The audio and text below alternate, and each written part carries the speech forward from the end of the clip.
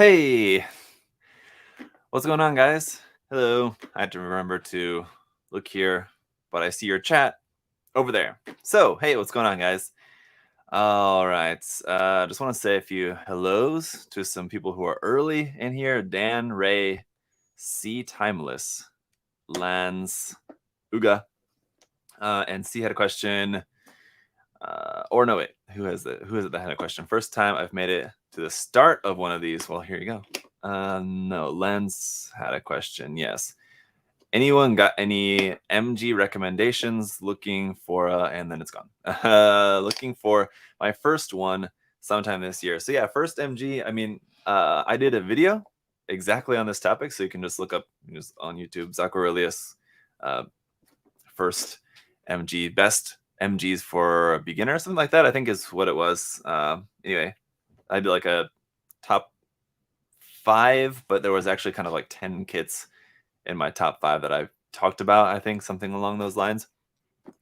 You kind of can't really go wrong with a lot of MGs, but getting, I guess, what would be like a really good starting off one would be like one of the newer ones that are more on the simpler end. So something like the Master Grade Jagan, Master Grade Jin, the Zaku Warrior. These are new, so they're like really top quality, but they're much more simpler than something like what's a more complicated one that's been out more recently, like the Double Zeta Verka, something like that. I don't know, just for an example. But yeah, the Barbatos is good. That one, the Barbatos is a little bit more complicated, but if you've built, I mean, if it's your first master grade, but you've built like 30 high grades, you'll be fine. If it's like your first master grade and you've only ever built like 2 other kits before ever, then the master grade Barbatos may be a little bit complicated for you, but I'm still confident that you can figure it out pretty well. We got a lot more people that are saying hello. So let me say hi to some people. Alex, Brutta Joe, Nightwatch, Revan. Let's see, Shakar, what's going on, guys? Eggbell? Not exactly sure it's Eggbell or Eggbell. Okay. Yamato, Joseph, Revan, can you have Pro Painter compared it to NMM Gold? So you're wanting to know like if I can like later paint the frame and then like show how it looks like for like a custom painted one versus like the stock frame? Is that what you're wanting to know? Revan, you can answer that. I am thinking about painting this kit. I'm not promising anything at this point, but I'm definitely thinking about it. And I think if I do, I want to do a metallic red inner frame, something like the Amazing Strike Freedom. I thought was a kind of cool change up that Naoki did. It was a Naoki redesign. I thought that was a cool change that he made in his redesigning to the Amazing Strike Freedom, was making the frame, instead of gold, it was metallic red. It was kind of interesting, something different. But I don't know. Or maybe I would go with like just a kind of standard gray, just try to make it look a bit kind of more realistic, a bit more grounded by making the frame just kind of like your standard kind of grayish colors instead. I think that could also be cool. Maybe a bit boring in comparison to gold or metallic red, but I think it would look cool.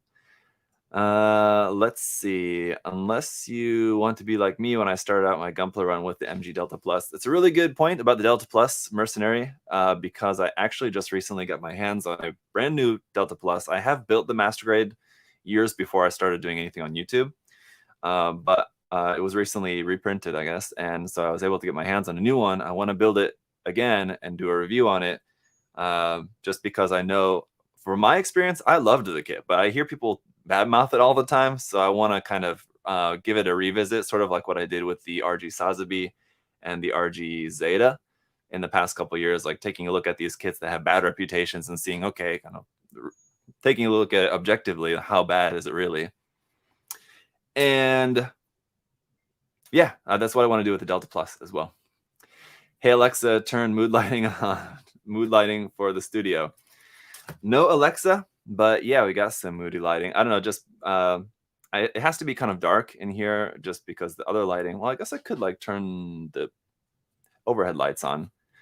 I can see how that will look, but you can see the big soft boxes behind me. Like, it just, if I had those on, it would just like these big massive lights like right behind my head, and I would just look like a shadow here. So I would either have to move those somewhere or move this camera somewhere, and there's not really a good place for that. So I am done remodeling the studio, kind of reworking everything in here. So yeah, it's still not perfect. Hence we have issues like this where it has to be kind of dark, just because the lights are there and I don't want to have to move a bunch of stuff. That was one of the reasons why I wanted to do what I did, was because in order to be able to live stream and record and do everything that I do easier and more efficiently, had to move stuff around. But yeah, it's still not going to be perfect, but it's definitely better than what it was. But let me see. Let's see. Let's turn on the overhead lights and see. It's certainly going to be brighter in here. Now I think I need to turn this. Now it's too bright here. Wait, like that. Is that better? You can see me better. It's less moody in here. And now I probably need to adjust this camera here as well then. Now it's too bright here. Turn that down a little bit. Exposure down is what I want. This camera that you're seeing me on is just a simple webcam, so it doesn't have the most complex manual controls, but it's fine for just seeing me as just a little head here in the corner of the screen. The build is what we want to see, so let's go ahead and get into it. But do feel free to ask questions about the build, guys. I literally just took this out of the box this morning, so you're getting my first impressions of it. So I'm not actually going to be able to put much together in this live stream today. I just wanted to do this live stream today just because I'm just going to be cutting out all the parts and everything, dropping them into my, what do I want to say? Trademark, copywritten, my trademark organizing box for building. That's all I'm going to be doing today, but we can just kind of talk about the kit. So if you guys want to see actual building of the kit, that won't really be the focus of this live stream. I'm sorry to say, I will do another live stream next week. I'm going to take the weekend to kind of get all the parts ready, and then next week, hopefully Monday, if I have it ready. But we're going out of town for the weekend, so questionable. But hopefully Monday, I will have, if not Monday, then Tuesday, definitely. I'll have all the parts ready, and we can do a live stream of the actual building of it. Today, we're just going to be talking about the kit, going through, just cutting out all the parts, basically. That's the gist we're going to be doing here today for the next 2 hours, roughly. Sound about good to everybody? You made my Alexa talk. Did I? When I said, hey, Alexa, I should just do that in my live streams. And like, okay, Google. Then wait, any of you guys that are watching, if you have that around you, it's just going off. Someone said I preferred the mood lighting. I don't know. Okay, what do you guys think? Those of you guys in the chat, before we get into it, did you like the lighting earlier with the darker in the back and kind of looking a bit more moody on me? Or do you like it now? Chime in the chat so I can switch it up here before we get going. I did not realize that this kit comes with this runner stand.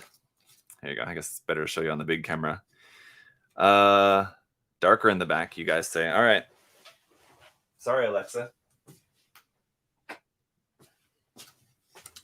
Or should I say, hey, Alexa, now I need to adjust the cameras a bit, but there you go. Anyway.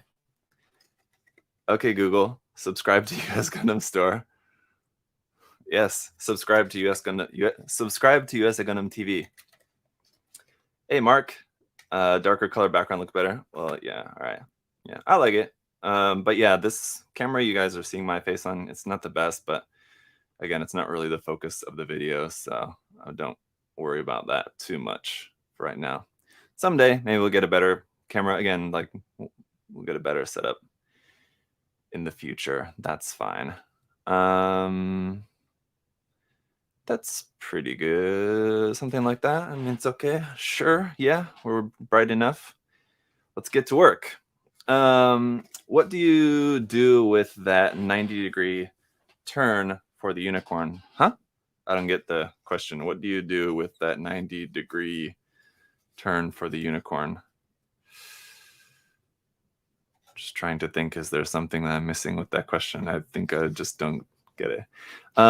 Why Dan asked, did this kit come from USA Gundam Store? So to clarify on that, No, we've not received our shipment from Bandai of this kit here at USA Gundam Store. So if you guys pre-ordered from USA Gundam Store and you're wondering how the hell I got mine before you got yours, I did not get mine from our Bandai shipment here at USA Gundam Store. So this is just one that I was able to just get a little bit earlier, but I know our shipment is on the way. So if you guys did pre-order, sorry to be kind of doing this in your face or whatever, but I figured you guys would be excited to see the kit, whether you pre-ordered it from us or pre-ordered it from somewhere else, or you haven't pre-ordered it yet and you're still thinking about it and you just want to kind of hear my opinions on it, or you pre-ordered it from somewhere and you already have it, possibly. But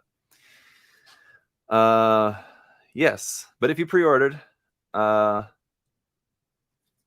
see, still, Brother Joe said, still waiting on my Lifrith from USA Gundam Store. Yeah, those I would have to check.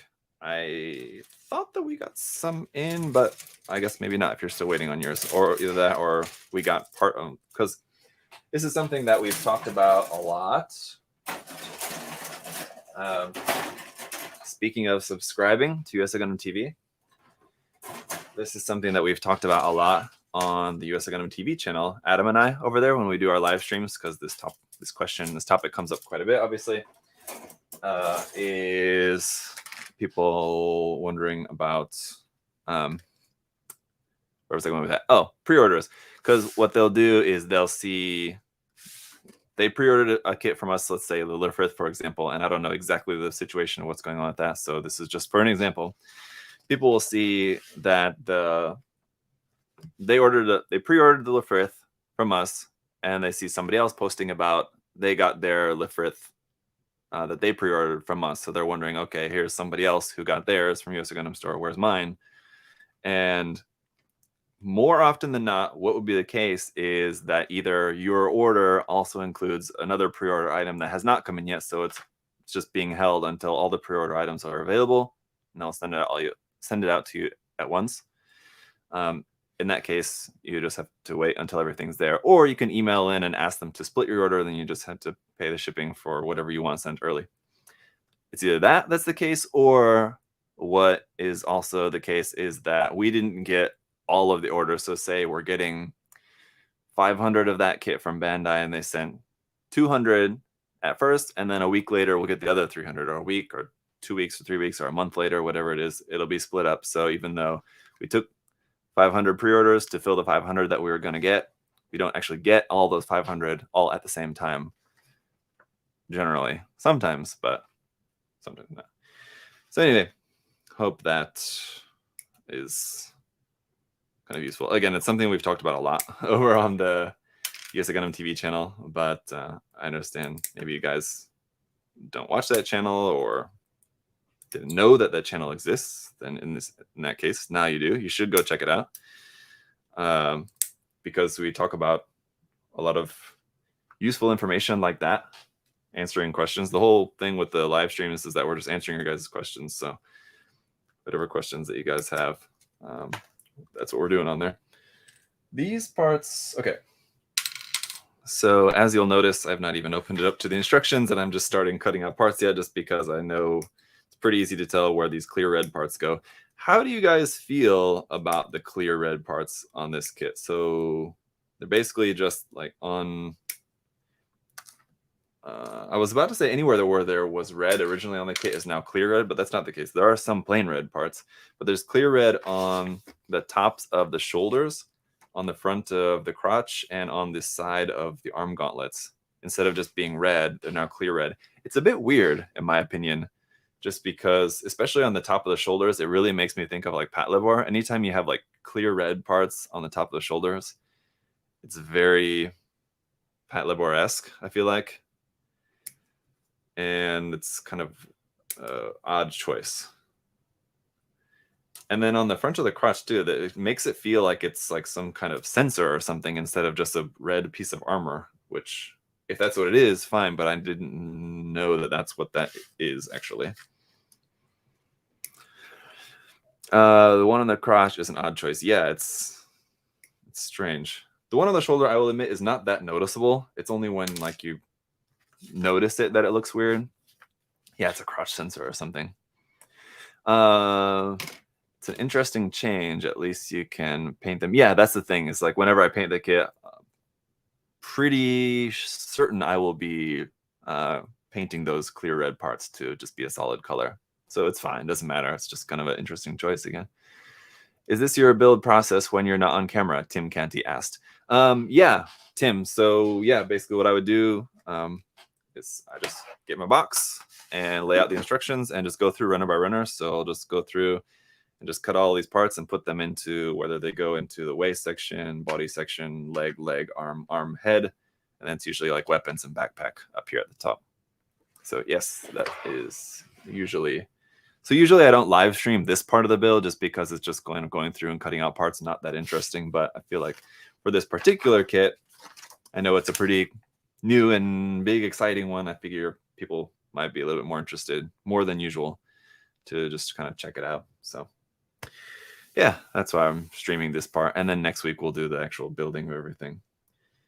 So A3, I am going to need to actually pay attention to the instructions. So that's the other thing, kind of why I guess I have to do this while building as well. I have to pay attention to the instructions, but I can kind of just look at the instructions. I don't have to read the numbers and letters. I can just glance at the instructions and I can put it together pretty easily. But with this part of the process, I actually have to search because I'm going through it in this way.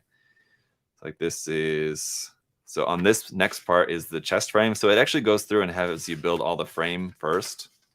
And then you go and actually, I kind of skipped that page in the manual, but just to break it down for you guys. So you build the frame first, then the backpack, interestingly, then all the rest of the armor, and then the weapons. So, but I'm just going to be putting it all together. But yeah, so here's the chest frame is the next section. So I'll just go through this chest frame section looking for anything from runner A, which is what we're on currently. Nothing there, but I know there is something here, A7, which I could already tell what this part is, so didn't really need to find it, but just checking if there's anything else that I might have missed. And it looks like there's nothing else from runner A on here at the moment. Okay. Arm frames, there's also something from runner A, probably just those clear parts, I think. But no, there's hand parts on here as well. For this kit, it has fixed pose hands and articulated hands. So whichever your preference is, you've got that option, which is very cool. I prefer the fixed pose, but I know a lot of you guys prefer the articulated hands. Let's see. A. So here's our manipulator hands. Might as well grab these out here. And it's the same MP1 hands that you've seen in many master grade and 1/100 scale hands if they have articulated hands. I believe, what kit were these first included with? I want to say it was the new Verka, but I could be wrong. It might have been with the 3.0 ARC-782. It had different hands, didn't it? I believe this MP1 runner was originally from the new Gundam. Somebody want to correct me on that? Let's check the date. 2022. Are these different? It looks exactly the same. I don't think this is actually a different mold. As far as I can tell, it's the same mold as what they normally use. It's just gold instead of the typical gray. So, or maybe it is new, different in some way. But I don't think so. Anybody got an idea on that one? Yeah, remolded for last year, no changes though. Yeah, that's what it seems like. So but this was originally made for the new Verka, right? Not the 2.0 ARC-782. I don't think so. I'm not sure. I'm not sure.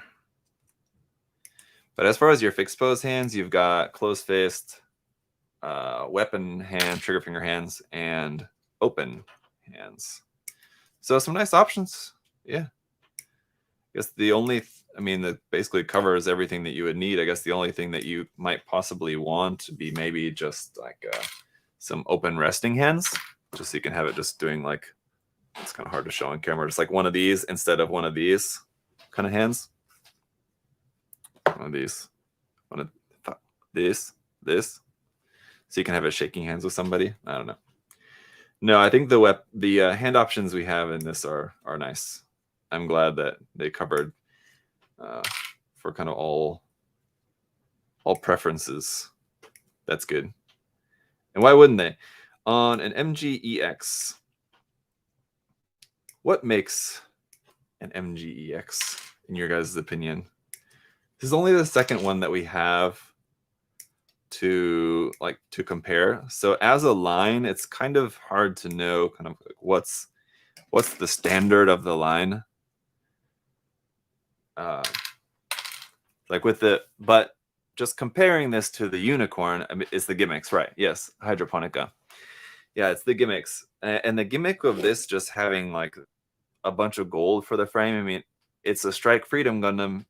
It's always going to have a gold frame. That doesn't necessarily seem like it's something added. Like for the Unicorn Gundam, for example, they added the LED gimmick to that because the original MG didn't have an LED gimmick, so it was something that was added specifically for the MGEX version.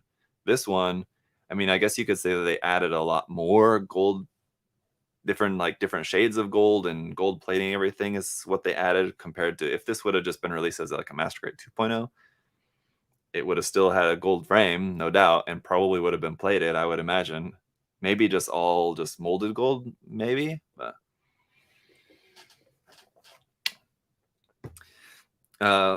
nothing to knock this kit at all, because I'm sure it's going to be fantastic either way. But it really kind of seems like if this would have come out as just a Strike Freedom 2.0 MG or an MGEX, basically the kit would have been the same. I guess some of the things that are included with this definitely would not have been included in a standard MG, like waterside decals, photo etch parts. This kind of stuff would not have been included in just a standard MG, I would have to imagine. So that kind of makes it more premium as far as being an MGEX rather than just a standard MG or even a 2.0. But I don't know. Like I said, it doesn't really matter. This is all just labeling at the end of the day, but all I care about is if it's going to be a cool kit, and it certainly looks like it's going to, so you can't complain either way. But I am wondering about this here. A18, and then I'm guessing that's a 17? Let's see. Where's that part? Okay, there it is. Figured this was going in here in the hip waist section, but there you go. You got that and that, and this part also seems like that's probably here in the legs. Yeah, I think I missed it. A.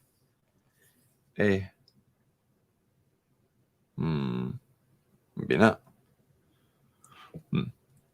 Is it possible to use Alclad paints for that plastic? Yes, that's one thing I did not check if anything is ABS, but I didn't notice. Usually it's pretty easy to notice straight away if it's ABS.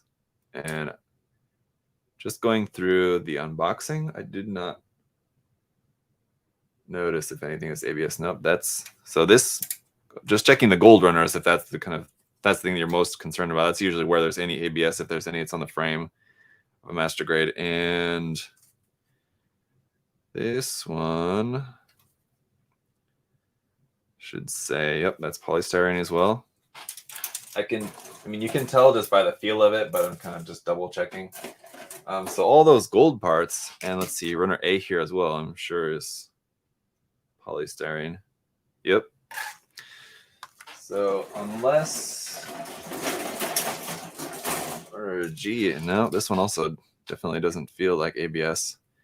So as long as it's not ABS, you'll be fine with any lacquer paints on this. It's just polystyrene. Yep.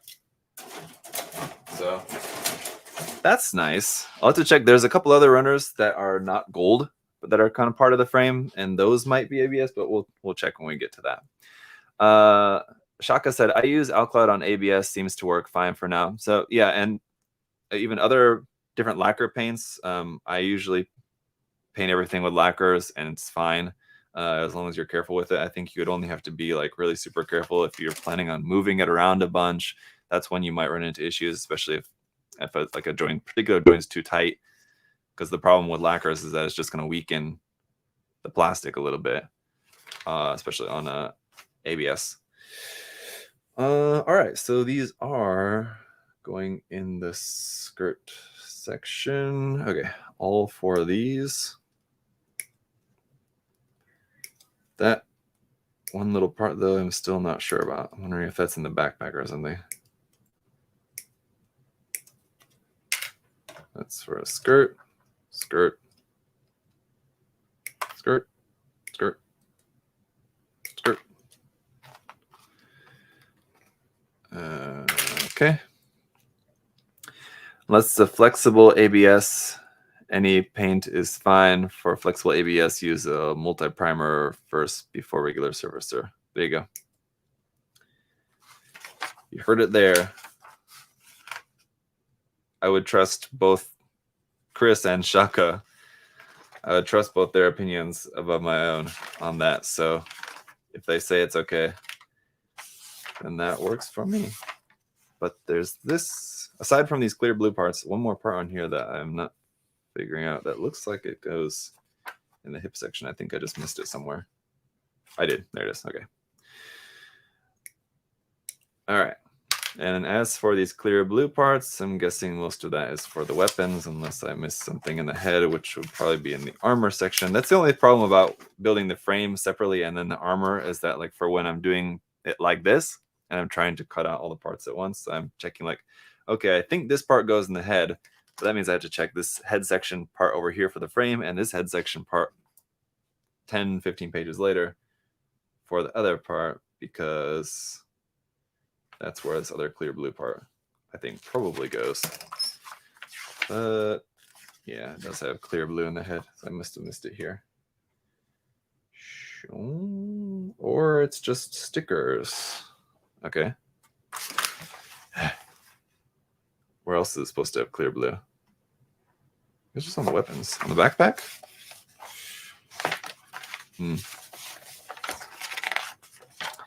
Should say here. Okay, A. No A runner used there. Good enough. No. I forgot that it shows you what runners, okay, are used here for each section. Yes, and that's just that. That's that. A on the waist armor. 825 is just that clear red part. We already got that. Leg armor. No runner A. Extreme metallic combination railguns. No letter A. And weapons. Definitely going to be these parts here. So beam rifle right and beam rifle left are different. Let's see. A5, 4. And I think what I'm going to do with these, just because they're very small parts, I don't want anything to get lost, is just cut these out like this. Should have cut the other side. So just cut them out like that so that they're all still attached onto here. You see that? So they're cut out, but I can just put this in the box like this. These are all going in this one section, I believe. So let's see. Let me just double check. Yeah, 5, 4, 4. There was 2 of those. And 2 of A6. A6 is the only one that I'm not sure about. And that one goes somewhere else. That's, oh, hang on. Wait.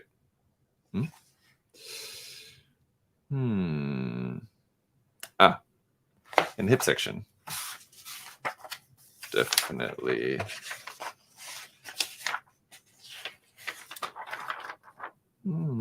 Yeah, here. Huh? That's strange. Because it's... Oh. That's what's confusing me.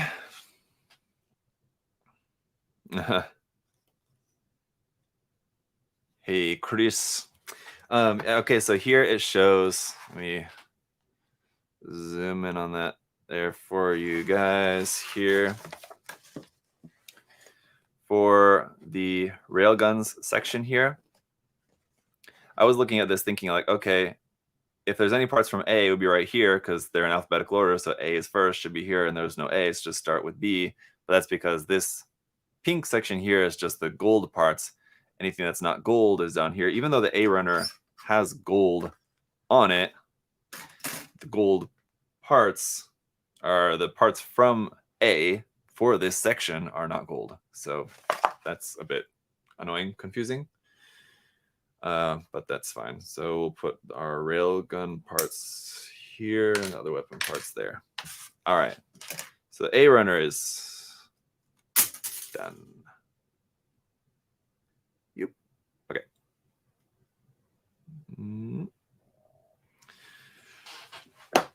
Enjoying what's left of my days off. Back to the grind Monday, and I need to get back to painting. Not much of it. Yeah, Shocky, you were working on that aerial art. And that was about it as of late, right? Not like painting and models or anything like that. Not that I'd seen from you. The aerial artwork, though, was very nice.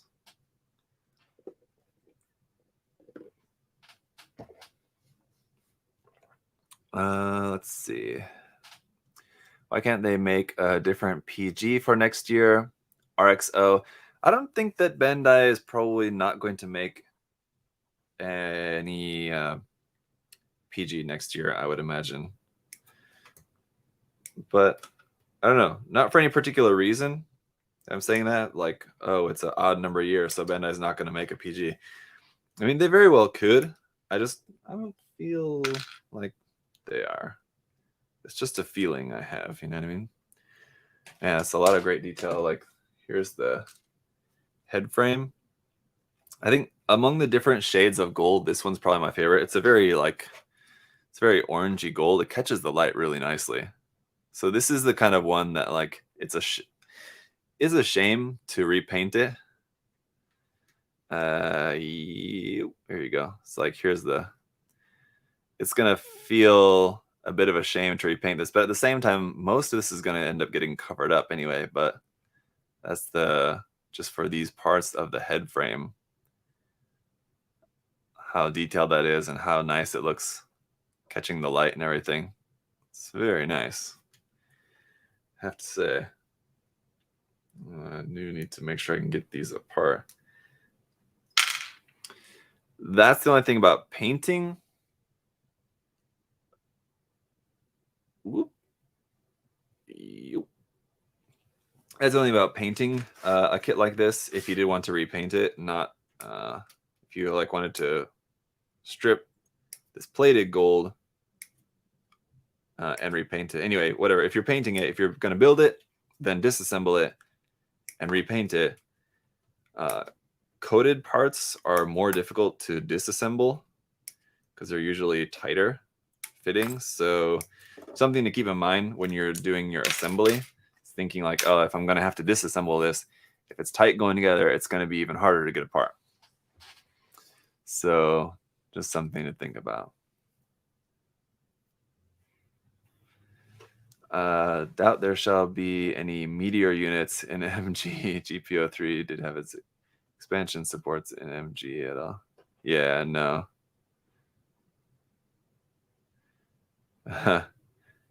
Strip the shit out of the plated coats, Hasaki said. I mean, yeah, if I can get around to working on this kit as in like repainting it, then I will 99% sure that I'll be stripping and repainting the gold. Either it wouldn't be back to gold, it would be in some different color like I talked about earlier. It's just like a kind of a standard gray, or I don't know, doing it like silver could be cool. I don't know, doing it in a different metallic color rather than gold, like metallic red or just like a silver I think could also look kind of nice. Just different shades of silver. Okay, B5, 6.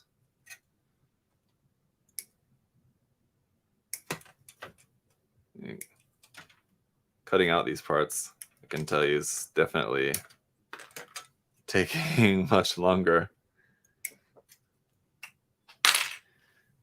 B.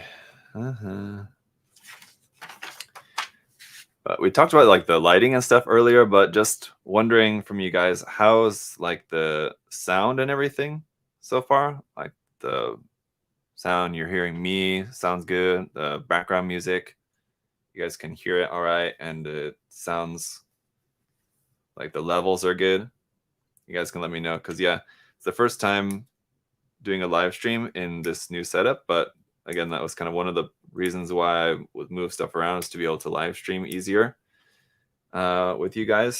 So I'll definitely want to be live streaming more. So I want to make sure that everything looks and sounds kind of as good as I can make it.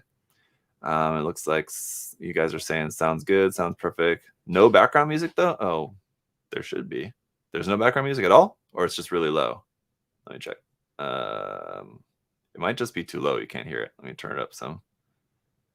Can you guys not hear that at all, or no? Should be coming through. Let's see. Speaking of prying the pieces apart, for painting, Zakareli is putting some kits from other brands together recently, and Bandai seems to take painters more into account. Oh, you think so? I guess so. Yeah. I'm not sure. I haven't really ever noticed that much of a difference between different brands. I mean, it just kind of more depends on the part, depends on the kit. I haven't noticed like anything like that made me feel like, oh, Bandai made these parts easier to take apart than whatever, you know, Kotobukiya or Hasegawa Wave or whatever. But I'd be interested in know like what kit exactly or what company you're talking about. The voice audio is fine. Can't hear the music. No, not at all. No music.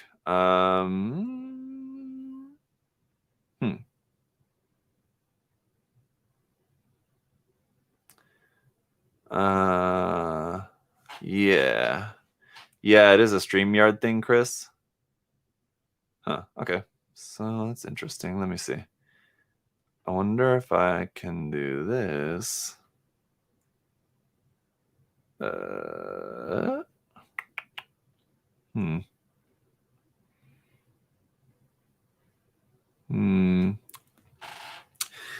I guess I would need a different audio mixer program then, because if I was just streaming directly from OBS, you should be able to hear it, but because it's through StreamYard is why. Not that they do something special, but they seem to avoid parts that will for sure break if you try to pull them apart. I guess so, but I don't know. I guess just in my experience, it just kind of depends on the kit. I don't know. I've certainly had parts on different kits, like from Bandai, that feel like once you put them together, there's no way you can get them apart easily enough. Like the one that I remember very specifically in kind of a little bit more recent history was the Master Grade Mark V. There's a part on like the backpack of the Master Grade Mark V that was so difficult to get it apart. Just because normally if it's like a part, so long as there's some area that's not going to show on the final build, you can always just drill and just push it apart like that, just push it through the hole. But this was a part on the Mark V that there was no way they could do that. If I were to drill a hole, I would have had to go back in and fill it in something later, but at least more than some other more complex kits from Kotobukiya. Yeah. I guess I'm not sure whether it's Bandai taking more into account, like people are going to paint it, or it's like Kotobukiya, for example, I think it's probably more along the lines of a little bit different in that Kotobukiya is designing their models thinking that you're going to paint it without assembly, as in like just painting it as you assemble it.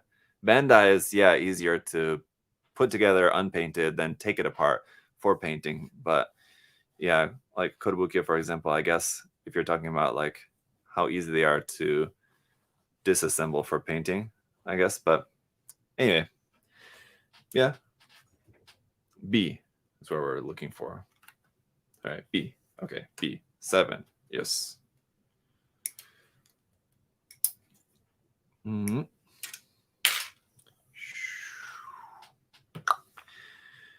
Arm frames. B. 16, 17. No surprise there.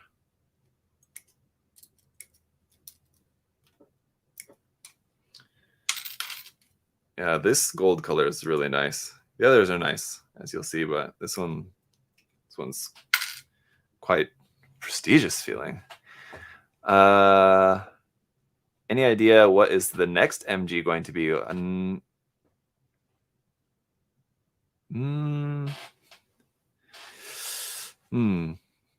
the next MGX, what the next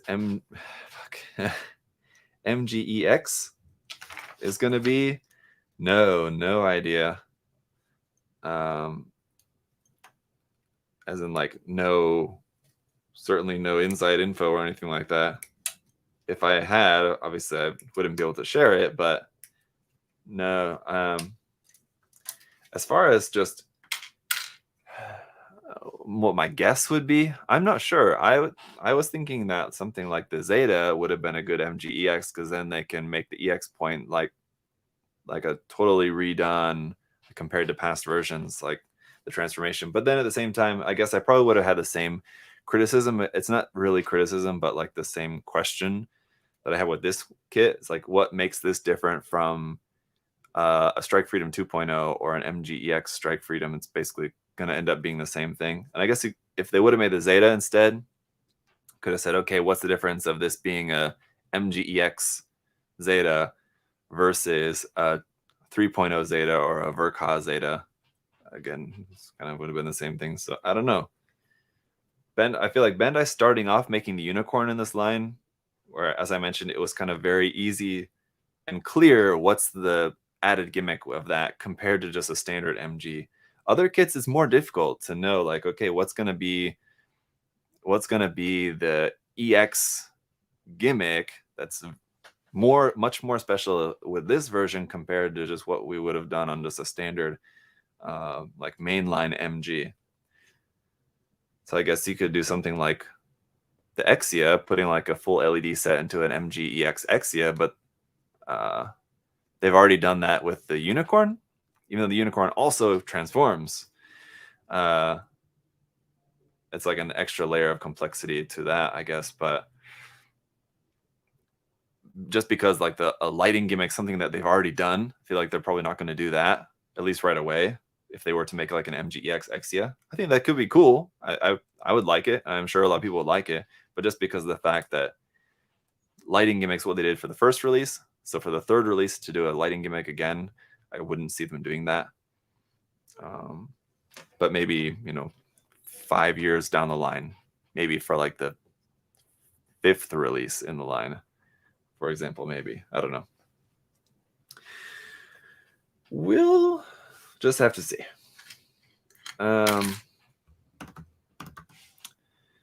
Turn A Gundam with the wings. I don't think that's going to happen. MGEX Zigok with the extreme stretchy arms. I mean, possibly. Self-transforming MGEX Zeta? No, definitely not. I don't want anything that's like motorized or self-transforming, anything motorized like that. No. MGEX Valkyrie. I mean, yeah, they could do an MGEX of something that's not Gundam. Certainly. I wouldn't be terribly surprised by that. I think that's certainly likely. Not certainly possible. Likely, I'm not sure. Possible, certainly. B. Nothing else.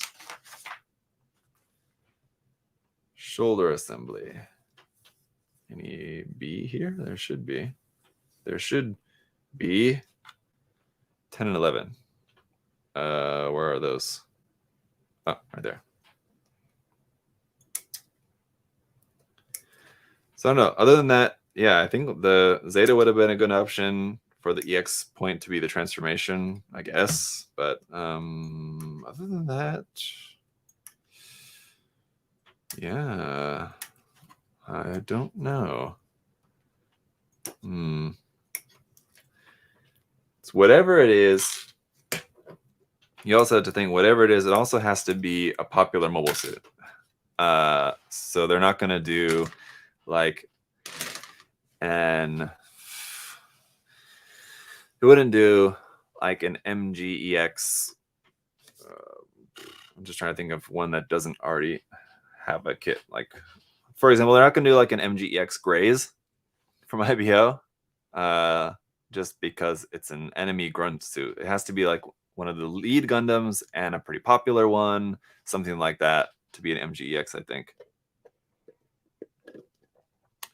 Even something from Gundam X, like a MGEX Gundam X, you know, it's a lead Gundam, just because it's not as popular a series, I think that one's also less likely. So I don't know.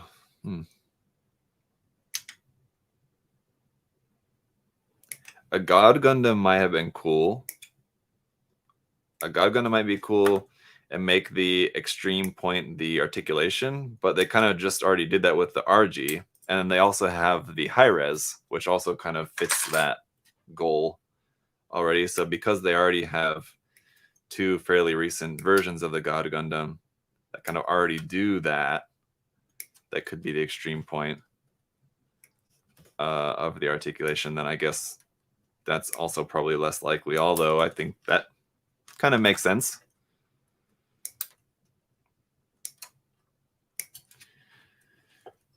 I don't know. It does certainly feel like they are a bit limited as far as what they can actually do, as far as what they can make as the extreme point. Gundam X with LED panels in the fins. I mean, yeah, that would be cool. But again, it's a lighting gimmick where they've already just done a lighting gimmick. So it kind of would have maybe been a good idea to just make the whole EX line to just be centered around like having a lighting gimmick being a feature of every kit in the line, if that makes sense. Then, I mean, they could do the Gundam X, have it with the light up panels in the back. They could do the Exia. They could do, I mean, a lot of different like Gundams have some sort of like lighting gimmick. If they could have done I think it's pretty unlikely, but they could have done a Turn A Gundam that comes with backpack parts to make like the butterfly wings and to make it like light up, something like that. I don't know. But again, that one's probably much less likely Turn A Gundam, not as popular as stuff like this.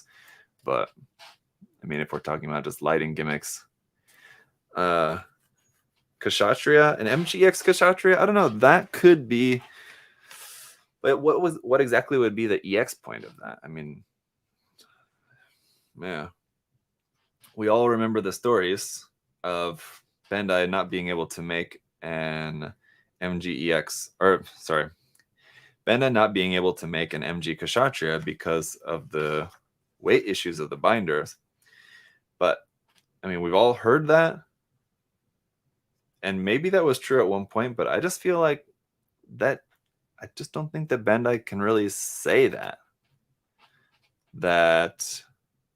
the extreme point is the frame supporting the weight. I don't know. I think with how good Bandai's engineering is now, I mean, the weight of the binders is not that extreme. I don't know. I just don't think that would be so inhibiting to the design for them to say, oh, we can't make this design. Even though we want to make the design, we want to make an MG Kshatriya, we know it's going to be super popular, but the one thing holding us back is the weight of the binders on the frame.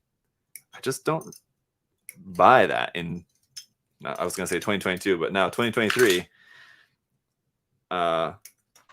with how good Bandai's designing is, I'm sure they can do it without the use of metal parts. That's what that's what the reasoning was back at the time when this kind of rumor, I guess, because I've never known where this started from other than just being kind of a rumor. Apparently somebody from Bandai said something about the MG Kshatriya. They would have had to use metal parts in it. So it could very well be that someone from Bandai did say that at some live stream or event or something. I don't know, but I have not seen it. It's just something that I've just always heard. And something I've certainly repeated because I don't doubt that that was the case at the time. It's just that now it just kind of feels like I don't think that that would be that big of an issue for Bandai. And I mean that in a way to be complimentary to Bandai, saying, look, Bandai, I know how good you can make kits. And I feel totally confident that Bandai could make an MG Kshatriya and it would be fine. But as an MGEX, I don't know what the EX point would be, aside from just it can hold up the weight, right? And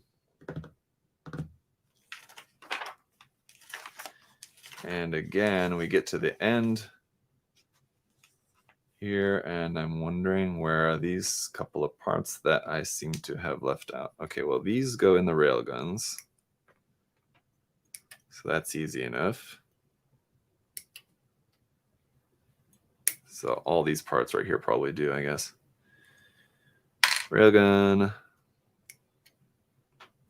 What if they did an RE or an FM Kshatriya? Well, if they did that, it would be an RE because, again, like as it seems, I've never seen anything official from Bandai as far as clarifying this point, but based on everything that they released so far, RE is for anything from Universal Century. Anything not Universal Century would be full mechanics.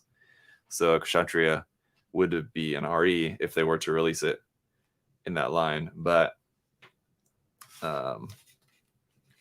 if they were to do that, I think it would be cool. I'd be totally down for that. I'd be happy with that, definitely. And yeah, maybe that's what they need in order to make the binders less heavy. They just make them less complex, less parts. That would be what the RE line is for. Even though, that is also one of the things that the RE line is unfortunately a little bit notorious for, is making the parts a little bit the kits are simpler, but then they can't really hold up the weight.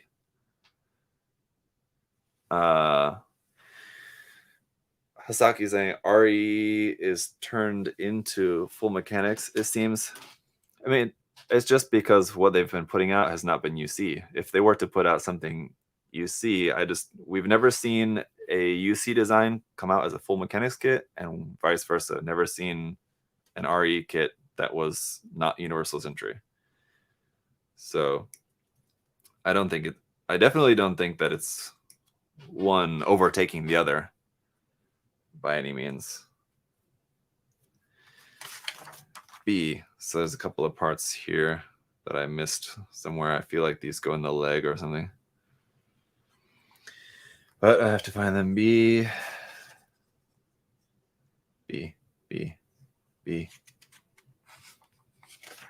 Not there. Not there.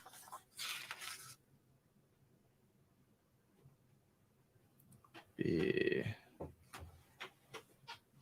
Not there.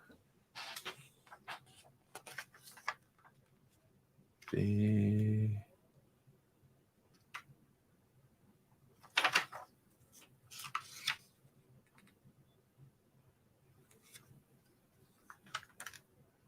I feel like this part definitely goes on the back. Hang on.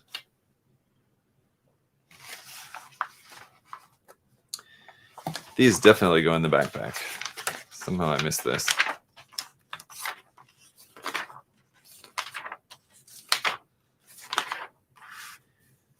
Hoi hoi. Yep, those are right there.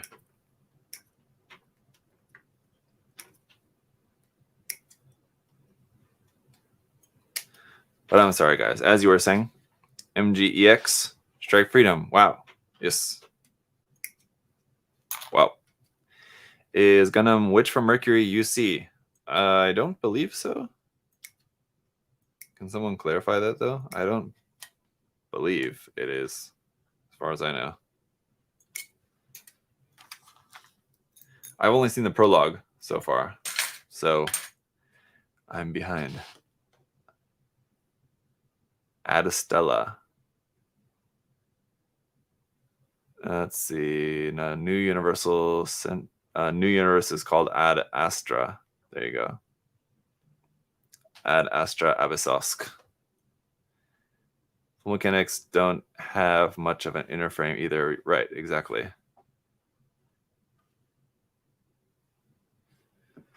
Unrelated, are Strike Freedom's railguns actually railguns? They don't appear to have any, rails.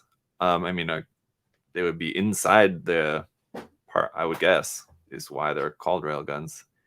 The rails would be inside the parts that fold out. Zaku 2 already has a 2.0. Yes, Zaku 2 has a 2.0, but the Zaku 2 F2 does not have a 2.0, and that's what makes me sad. MGEX Gun Tank, Hasaki. I'm just trying to go back up in the chat because I'm missing a lot of what you guys are chiming in with there. Sorry about that. Found an RE100 Bawu in my region. Should I pick it up? An RE100 Bawu, the Bawu was cool. Yeah. If you want to pick it up, I would say that just depends on, is it a design that you like? In which case, the answer would be yes. I need to make like one of those kind of paths where it shows like, it's like question and answer, and then if you answer this way, it goes that way. If you answer this way, it goes that way. Make one of those for like how to buy Gunpla. Somebody make one of those, an infograph, where like it goes, do you like this mobile suit design? Yes. Buy it. No. Don't buy it. And then, but have the yes then go to like another question. Like a second, it's like, yes. But is it a good price? Yes. No, then don't buy it. B, or yes. And then what would the third question be? Do you like the design? Is it a good price? I don't know. I guess that would be all. Is it available?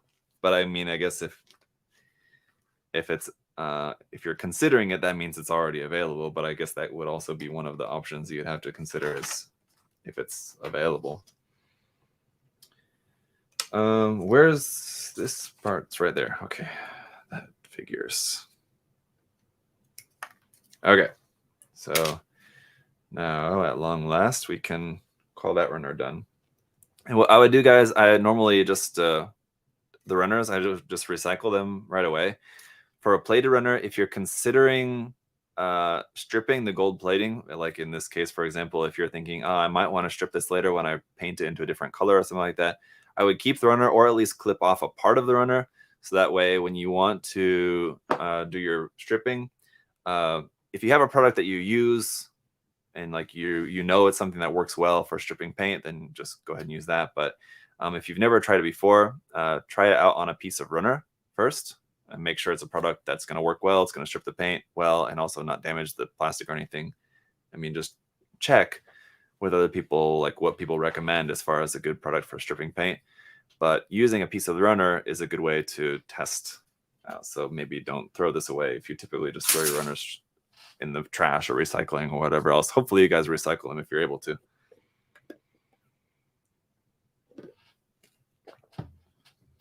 I slice down my runners and keep them in coffee cans for later. Bio stripper. I don't know. Reviews are dangerous things. Bleach is the easiest one to find anywhere. I've never ever used just bleach, I don't think. Have I?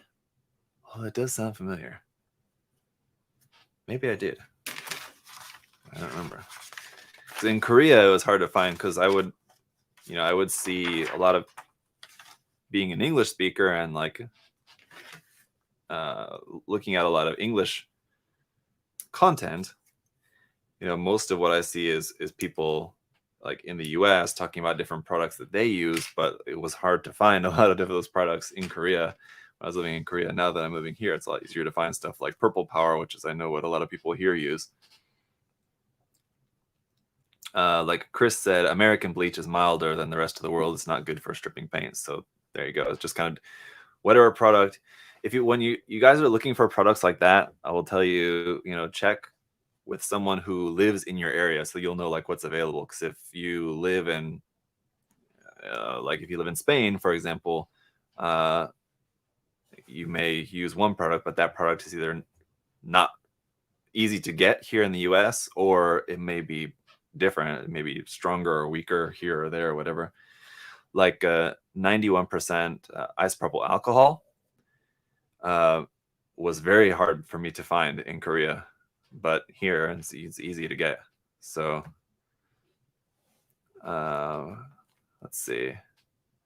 ZEP 505 fast degreaser is faster and far less toxic than something like oven cleaner. ZEP will strip plates within a day, Chris says. Oh, well. What about Purple Power? Isn't that not what people use? I thought that's what like most people in the US. This is not for Shaka. He's not in the US, but Chris, don't you use Purple Power? I thought that's what most people used here. Or am I just used to Tim always talking about Purple Power?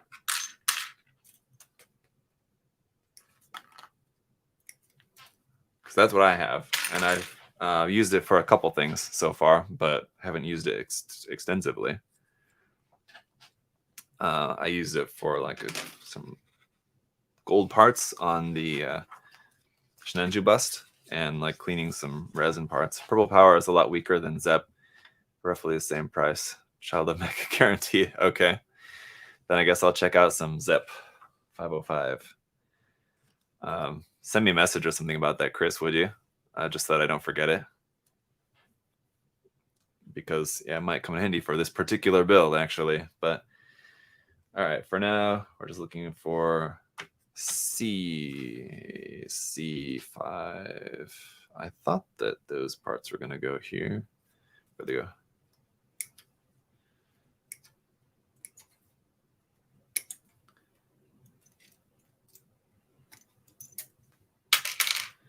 C5, C4.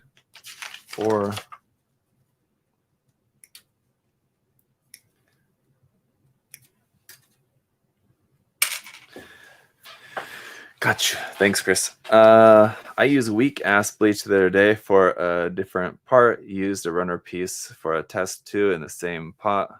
The runner cleaned up in 1 day, and the part I needed took 3 days. Yeah, that's what happened. Basically, something similar like that happened last time I used the Purple Power. Yeah.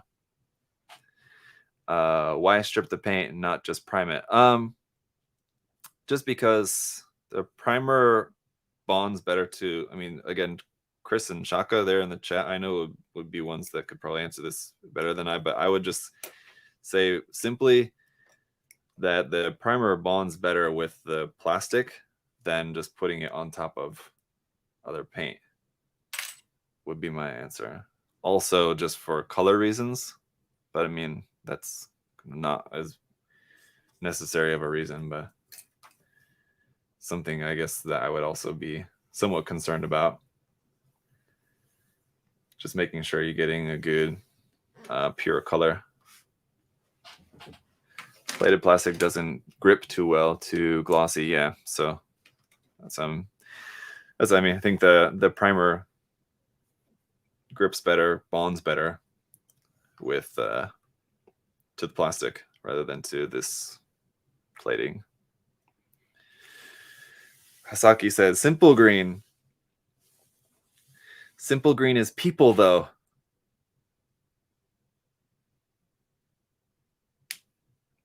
Yeah, and Chris saying the same thing as far as using the stripping that. C 22, 23, 22, 23, 24. Here. Okay.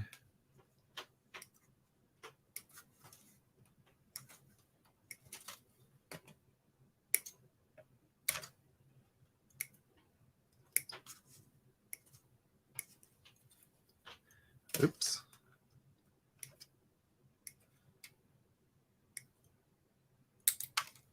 Whoa. Part of the arm, right? Yes. Okay.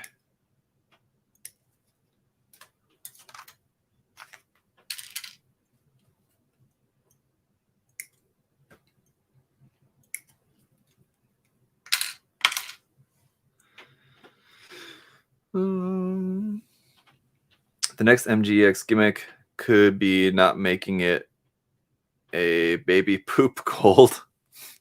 You don't like this? No, so this one's copper gold. So we had the other one, which was like a really bright, rich, kind of orangey gold, and this one's the copper gold, and the next one is white gold. So how they like refer to it in the manual. This is kind of more just a kind of a standard gold. White gold makes it seem like it's a much lighter color. It's not that light. While we're here, can pretty easy to recognize that V-fin. Okay.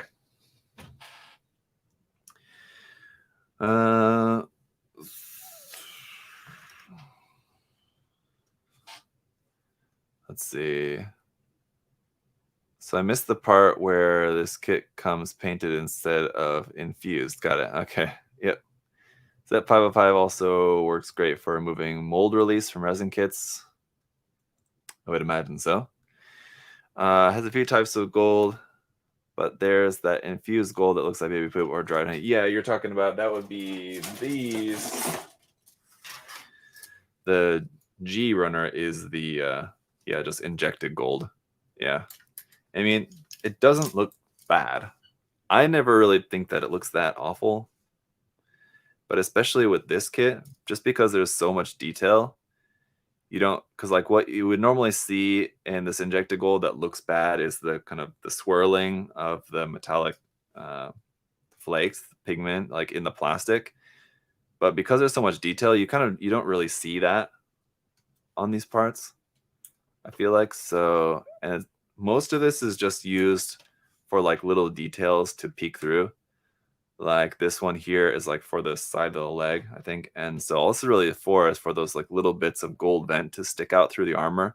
So most of this is going to be covered up by the armor anyway. And if it's only little bits of gold sticking out, then I think that this injected gold plastic is fine. Before today, someone was telling me that, like, I guess I haven't really looked to see what people's opinions of this kit are online. I've not seen any of the reviews. I've not really looked around on Facebook just because I wanted to just kind of go into this fresh without any too much preconceived notion. But what someone told me the other day is that I guess there's people online saying that they don't like this kit because of the fact that it includes some gold parts that are just injected gold rather than plated gold. And I guess their point is that it should have been all plated. But in my first impression of the kit, the injected gold, I think, is not, it's going to look fine. It's not going to, do I think that those parts would have looked better plated? Maybe. But again, it's all just like little tiny bits of gold that you're going to see here and there. Whether it's plated or injected, you wouldn't have been able to tell the difference either way, is what my thought is at the moment. That might change once I actually have the kit all built. You know, I might have some different thoughts about it at that time, but for now, that's what I'm thinking as far as that goes. See, 7, 8, and 21. Okay. We'll see. Anyway.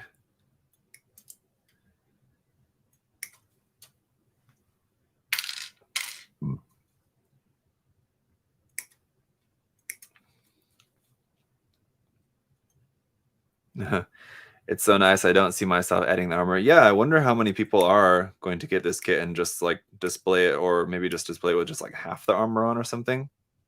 It would, it totally makes sense to me, with the extreme point of this being all the gold frame and everything, to display it either without any of the armor. But I think maybe just doing like half armor or something, having some sections without the armor, I think would look cool, just as a way to show off a lot of the frame.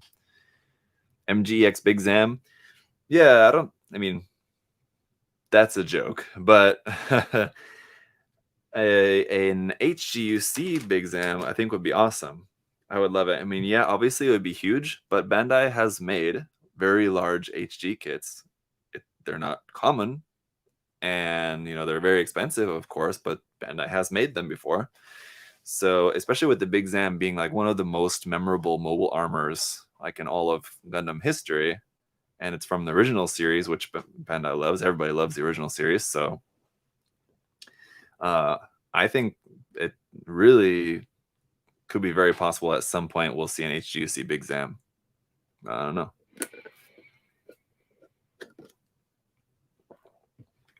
Etching green goop. Get a Q-tip with alcohol. Surprised how many companies do etching, yet Bandai messes it up. What are we talking about here?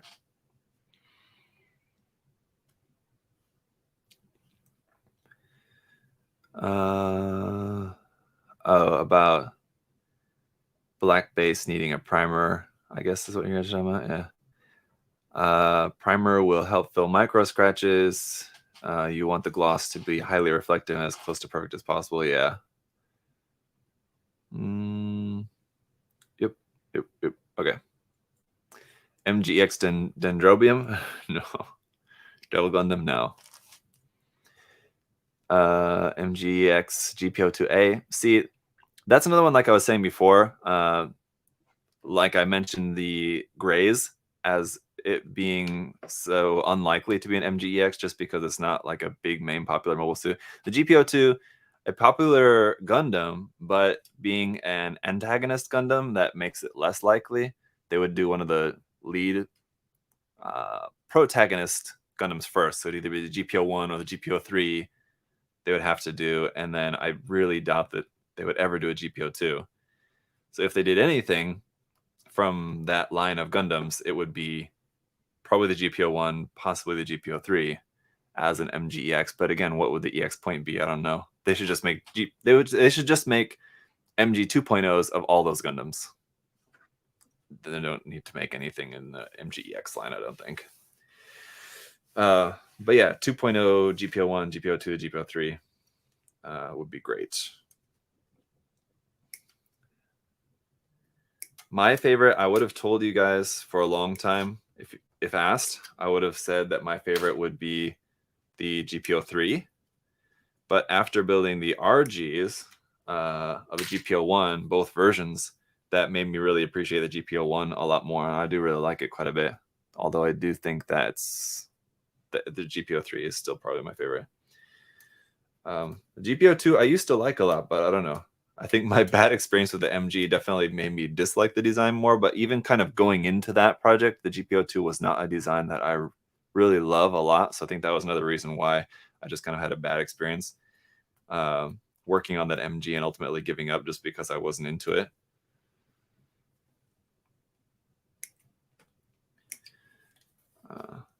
But if they were to make a 2.0, I mean, I would definitely look forward to checking it out at the very least.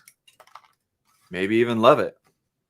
Who knows? Depends on what they do with it. I've seen some really awesome custom builds of the GPO2 online. So I mean, I know that it definitely can look very cool with just some,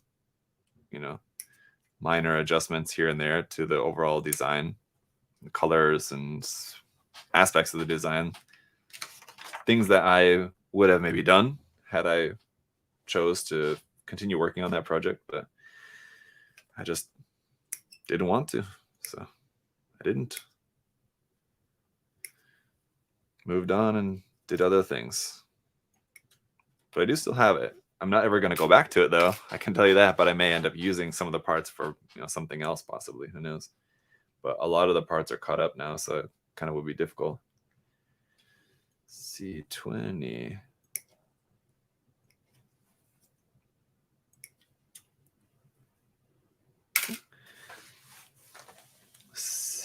C. Anything else from C here? Looks like no. Okay, moving on to the legs. C. 28. It's right here. Gonna guess that those parts there are also from Gundam runner C. Excuse me.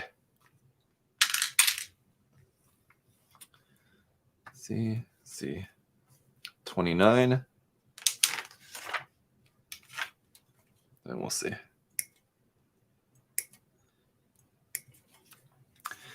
Every model can look cool with the bit or a lot of elbow grease. Yeah, exactly. I mean, no doubt that, you know, if I had continued working on the GPO2, I'm not necessarily saying that, you know, I feel confident that I could have made it good, but I mean, yeah, or could have made it better, whatever. But yeah, if not me, then somebody. All it takes is just putting in the work to make it look better, at least in your opinion. You know, what is better is subjective anyway, but yeah, you can make the design look more cool to you by just doing the work to make it how you want it. 11, 12.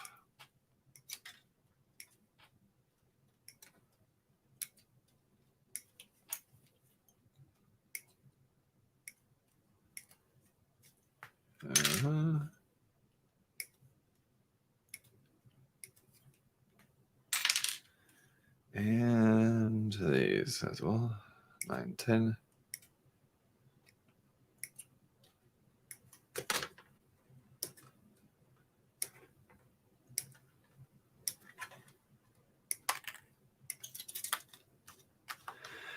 All right.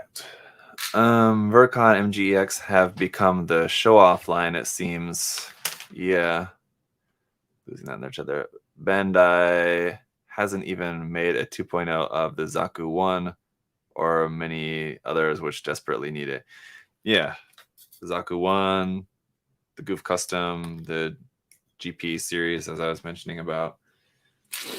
There's certainly a lot of kits. A lot of people would say the Camphor. I wouldn't put that quite as high a priority as some other ones, but certainly, yeah, sure, the Camphor. Yeah.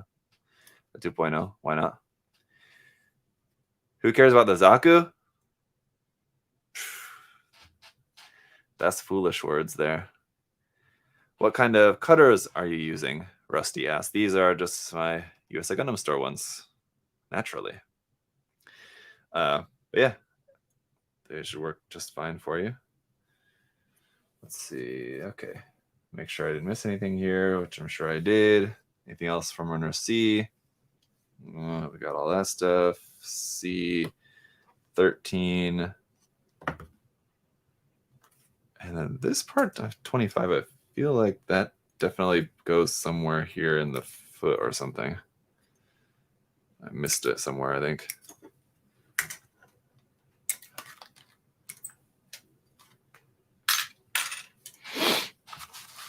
Let's take a look.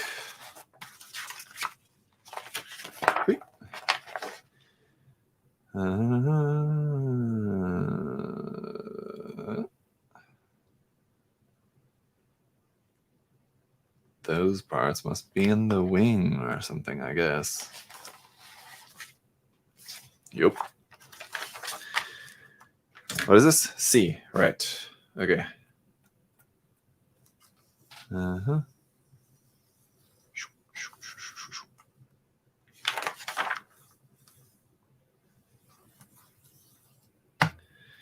Yep. So these parts here, then there's just, once again, we're left with one piece on the runner, and I don't know where I missed it. So we'll have to backtrack through the manual again and find out. But it's when it's a single piece, it's not. You can rule out the arms and the legs because if it was for the The arms of the legs, there would be, 2 or 4 or whatever. But if it's a single piece, then it's either from the waist section or from the torso or the head or something like that. This one, I'm sure, is from the waist. Pretty certain about that. Let's go ahead, head back to the waist section. Where did I miss this? C. I think it goes right on the front. Yep, right there. Where'd it go? Then you just have these C25 left, which I feel like these probably go in the shoulders or something. Or arms. Let's see. There's 2 of these. So that means that this section's probably in the arms of the legs. C25. Yep. In the arms.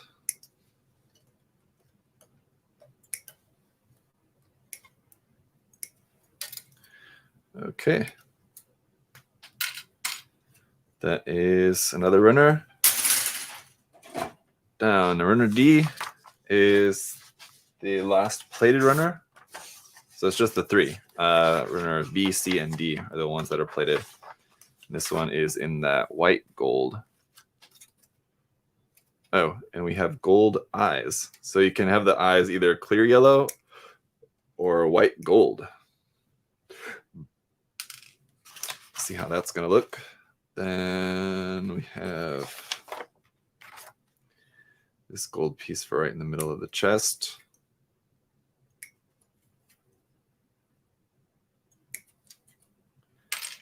And where's that one? Not sure. Okay. Zaku is the cannon fodder for the Gundams to flex. Yeah, kind of.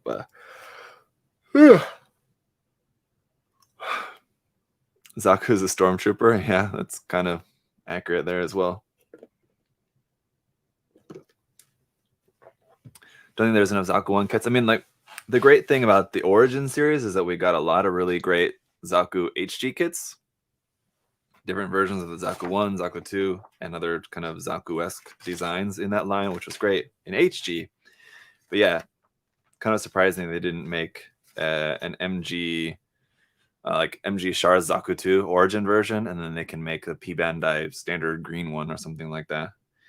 But yeah, very surprising that they haven't made an MG Origin Zaku. Indeed. D's nuts. D.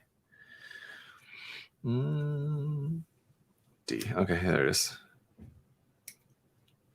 If not an MG Origin Zaku, whether it be the Zaku 1 or Zaku 2, whatever, then yeah, an MG 2.0 of the Zaku 1. Yeah, that's certainly overdue as well. I've not built the original Zaku 1 MG, but I mean, so I don't know if it's that bad, but I can't imagine it's that good. Not anywhere near as good as what like the 2.0 Zaku 2. So having a 2.0 Zaku 1, I think, would be awesome. MG Zaku 3, yeah, that would be cool as well. Yeah, Zaku 3 is an interesting one. Not one of my favorite like kind of Zaku line mobile suits, but I don't know, maybe that's just kind of mostly based off of the HGUC, and that kit is kind of ugly in my opinion. Although, yeah, again, I've seen really, really, really good custom builds of it. Just the stock kit is kind of eh. But yeah, if they were to make an MG Zaku 3, maybe the redesign would make it kind of more appealing to me personally.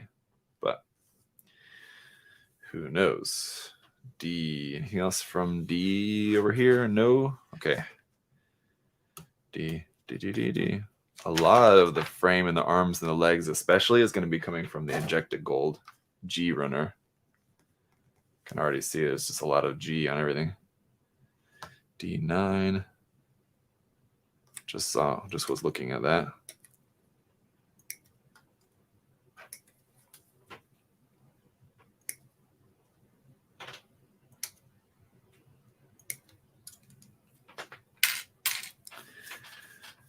Zaku Tank.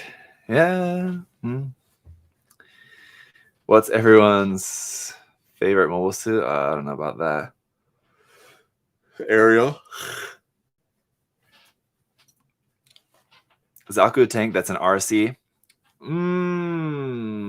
Yeah, I was saying earlier how I don't want anything motorized in any Gundam kit, but now that you mention it, like a gun tank or a Zaku tank or something that had like a feature that's motorized and you could drive it around, that's actually something that, okay, I could maybe get behind that. I mean, it's just something that's just something that seems like it's just makes it more of a toy than a model kit. But for those like particular designs, it makes a lot of sense. I could definitely get behind that. Yeah, I like a radio controlled motorized gun tank or a Zaku tank. Yeah, I would support that. I would vote for that.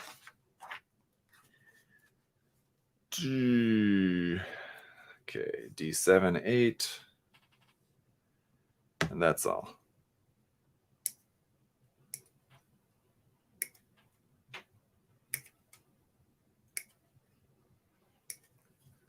Seven, 8.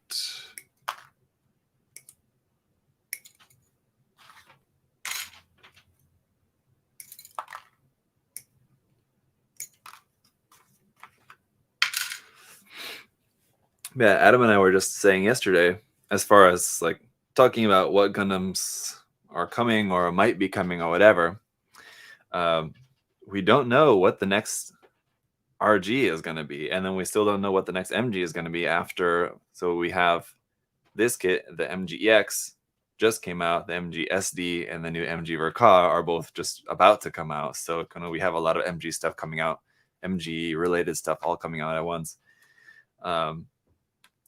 So in that case, it makes a little bit more sense why we don't know what the next MG is going to be yet, although I'm sure we will probably find out sometime soon, you would have to imagine. Sometime at least in the next couple months, I guess. But we don't know what the next RG is going to be, do we? I mean, am I forgetting something? I don't think that we do. D. No D in the waist. Interesting. No D in the waist. There you go. RG sucks, MG all the way. I mean, I definitely prefer MG, but I don't dislike RG. I wouldn't say that it sucks at all. There's some great RG kits. This has to be. You kidding me? It's a fantastic kit. I'm sure a lot of people would say the new and the high new as well. Not a couple of my, not some of my favorite Gundam designs, but yeah, certainly amazing kits for sure.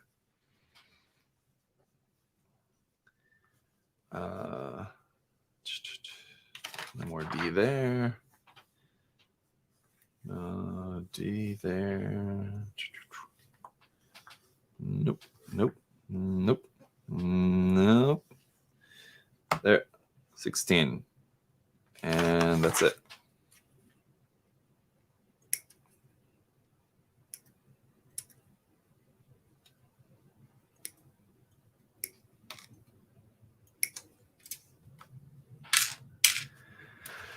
RG Nobel. I would love that. I don't think that's going to happen, though. Goose Skywalker. Sorry to say. RG God Gundam was a lot of fun to build as a 3D rigger. Yeah. I mean, it's just a great, it's another great RG as well. So, I mean, while I say I prefer the MG line, there's definitely some really great RG kits, like in the more recent ones. And people talk also about like early real grade syndrome. I also don't believe in that. The earlier real grades were fine. It's just that you have like the earlier real grades, which are fine, and the newer real grades, generally speaking, which are fantastic. So it's like not comparing great and bad. It's just great and good would be my way of looking at that. I mean, you guys may disagree, but I don't believe in the whole early real grade syndrome thing. That said, it's been a while since I've built one of the early real grades other than the Mark II, and the Mark II is pretty widely considered to be like the best, hands down, like the best early real grade kit. But something like the real grade RX-782 or the Zaku 2, one of those first ones, it's been quite a while since I've built one of those. I built them, I don't know, 10 years ago. So, maybe I need to go back and revisit them. Maybe I may have different opinions on them now, but I would have to do that. And in which case I actually have been thinking about that. Not the Zaku, but the RX-782, considering it was the first one. I have been thinking about that recently. There's been a couple times where I thought I should go back and do a kind of review. Actually, I've never reviewed the RX-782 real grade kit, just because when I built it was before I was doing stuff on YouTube. So it wouldn't be like a revised review. It would be a first review, but kind of reviewing a kit as old as that, it would be definitely having to go back a ways. Okay, and then these are for the beam rifle. All right, and not seeing, let's see, D13 goes in either the barrel tips of the railgun, I believe. Yep, okay. Just making sure.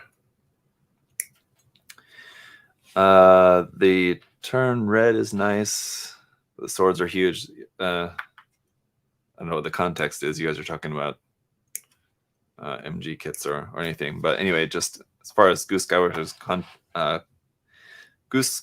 comment there about the turn red, I never built that one just because the design didn't really appeal that much to me. But I can't imagine that that kit can really do much with those swords, just for how big those swords are. I would imagine you probably need to use an extra stand arm to hold up the sword if you want to have it in any sort of pose, which I really, really don't like to do. I really don't like to have to use one stand arm for the Gundam and then another one for the weapon.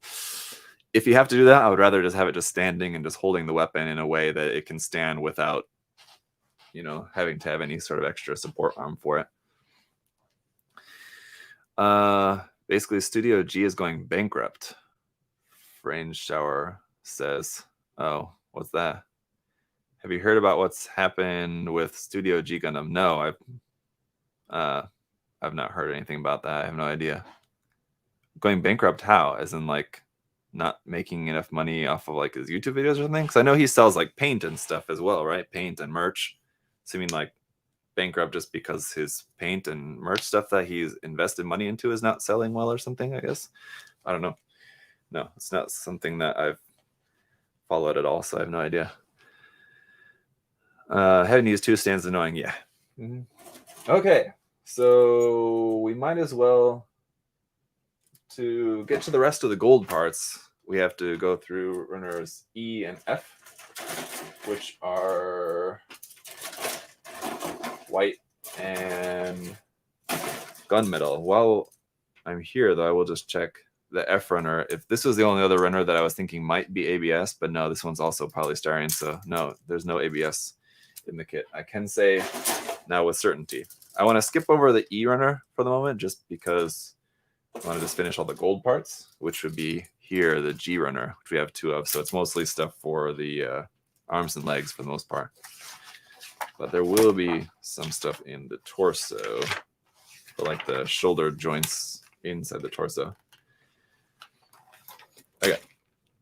So let's do this, and then we'll get to some armor, I think. Yeah. Depending on the time. I don't know. Studio G is selling every custom figure he made, including a PG red frame custom he just made and was supposed to do a diorama with. Okay. Also broke some laws regarding shipping or something like that from Malaysia. Oh, yeah. That's not good.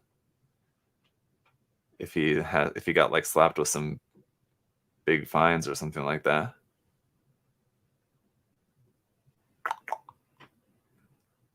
Where did you get that parts storage organizer? So I've looked, not like super extensively, but I've looked around at different stores here in the US, and I've not found a parts container that I like as much as the ones that I got in Korea. So the ones that I have are ones that I got in Korea. I really like these because a lot of the ones that I find here in the US, they're like exact like square grids.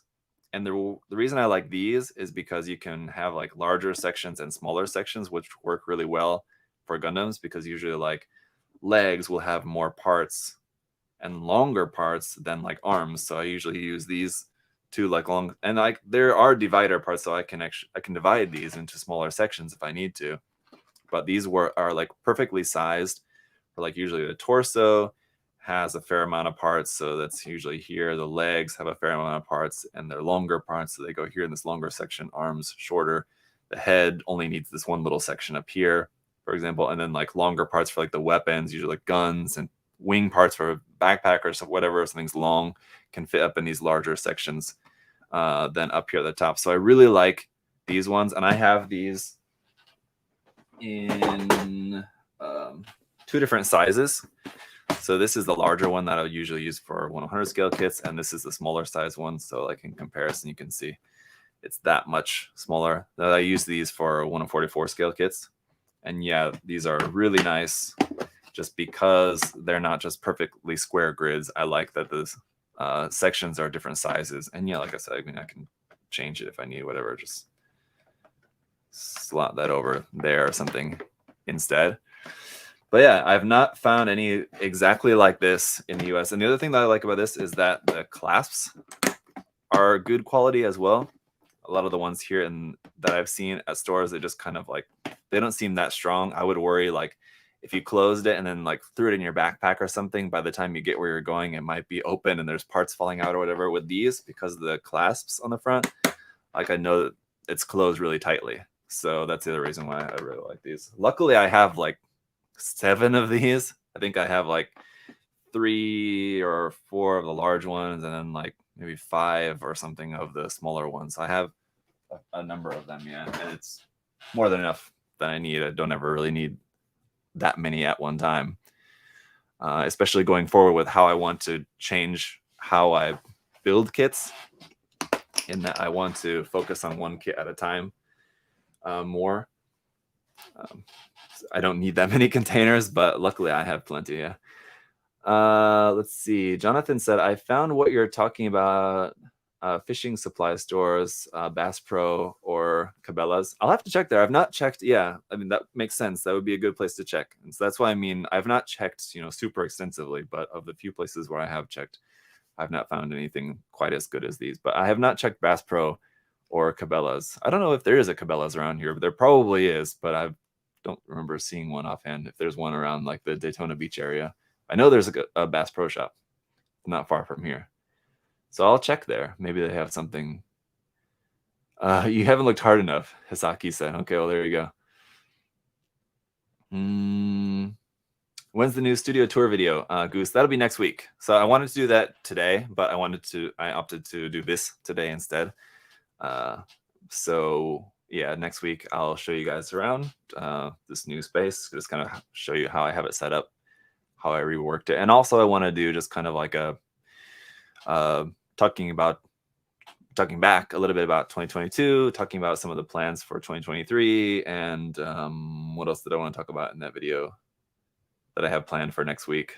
Yeah, it'll just be kind of like an update video, kind of like how the one I did just before Christmas. I just did kind of an update on like a few different things, just kind of a simple video. It'd be something like that. I'll show you this new space and kind of talk about some of the stuff that's going on.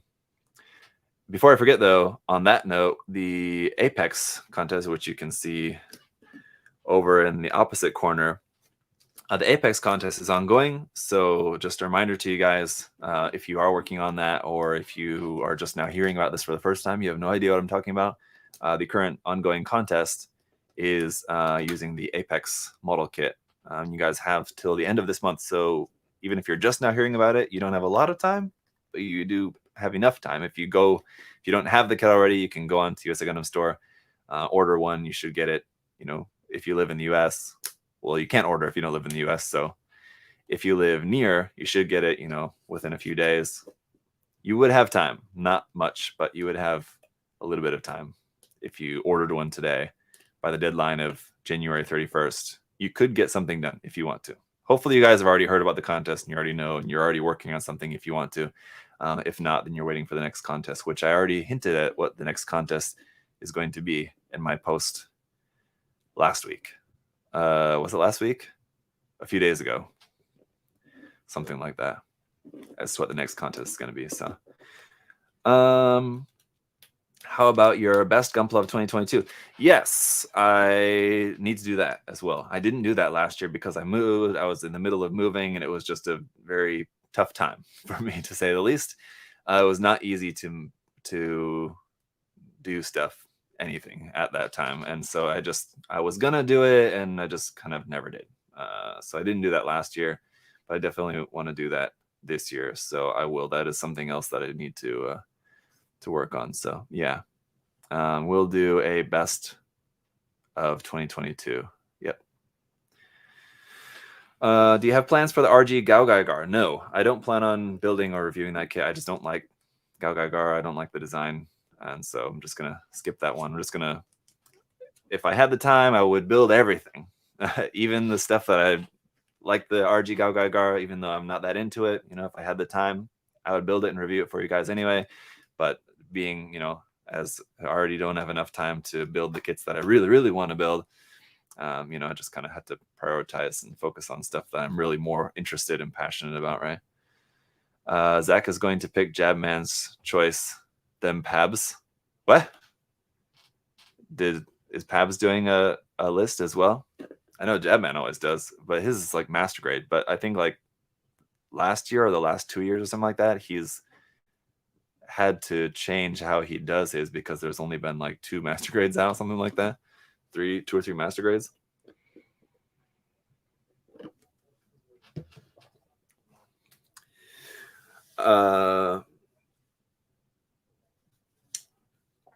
Let's see. I'm back. Gonna send in parts the email that what sent from Studio G. Oh, okay. Yeah, I mean, I guess I'm curious, but doesn't matter too much. I mean, yeah, if he's having a hard time, I don't know him, but I mean, of course, I feel bad for anybody in the hobby or otherwise who's having a hard time. Let's see, 1, 2, 3.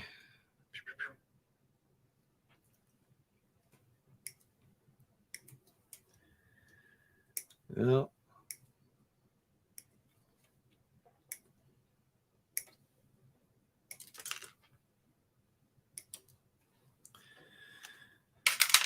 right. Damn surprised to hear you say that about Gaogaigar, especially since you liked the design of other mecha around that style, like Gunbuster. Yeah, Gunbuster was one of those that, I mean, before building that kit, if you would have asked me, hey, do you like this design? I would have said kind of, not that much, but like building the kit was what kind of made me to like it more. And even still, I like it more as like a kit than a mecha design, if that makes sense. Like, it was a cool kit, but I still wouldn't really say that like it's a mecha design I like. And so I guess if I were to actually build the RG Gaogaigar, then maybe I would like it more, but I don't know. Like I said, I just have to, there's not enough hours in the day to build everything, so I have to just make sacrifices here and there. Who knows? Maybe someday I will build that kit. Maybe someday later on down the line, I'll be thinking like, I actually do like that design. It's actually kind of cool. Maybe I'll see like somebody's really cool custom build. That's happened before sometimes too. A design that I didn't really like all that much, but then I saw somebody's custom build that made it look cool, and I thought, oh yeah, that kit can look cool if you just do something a little different in one particular way and do it in this color instead of that, or maybe it's like an ugly backpack, and if you just omit those backpack parts, it's a much more kind of cool looking design. Let's see. So Frange, and I'm sorry if I'm mispronouncing your name here, Frange Shower. Anyway, Said, this is Justin from Studio G. I'm here to personally explain what's going on with the store and pre-orders of the MGEX Strike Freedom. To make a very long story short, the pre-orders along with the entirety of our stock are being held by US Customs at the seaport waiting for customs clearance. However, things are not looking good. The only solution they have provided us is to pay a hefty penalty and get everything shipped back to us here in Malaysia. But we can't do that right now as we have completely run out of money. Oh man, yeah. So what he was selling MG, so how was he even doing that? How was he even selling MGEX Strike Freedom kits? He just bought a bunch from a supplier there and then was just reselling them or something? I don't even know how that would work. And then was like selling them through his shop. I don't know how it works in Malaysia. So I mean, but based on what I know of like kind of how it works here, I don't know if Malaysia has this or not, but is he like allowed to sell like from Bandai? Is he allowed to sell Bandai stuff like through his shop in Malaysia? I'm probably, I guess, but I don't know. So then he was selling them to people here in the US and now they're all like hung up in customs because he didn't pay something like I guess import tax on them. I guess why would there be import tax here? Is like if it's over $2,000, and if he was sending a bunch of them all at once and it was over $2,000, then maybe he would have had to pay the import tax or something. But whoever is receiving that would have to pay that tax. I don't know. It seemed like we have broken some important law and rights infringement internationally without even realizing it. Plus, our US distributor has put us in a difficult position throughout this ordeal, and we are pursuing legal action. And I have no choice but to let go of my employees as the business is struggling to stay afloat. Wow, yeah, sounds like a mess. I'm here. 1-800 Isaka said, I'm Malaysian. All I can say is he didn't clear import tax. Yeah, I don't know. I don't know what the details of that are, so I couldn't add any more clearly to that.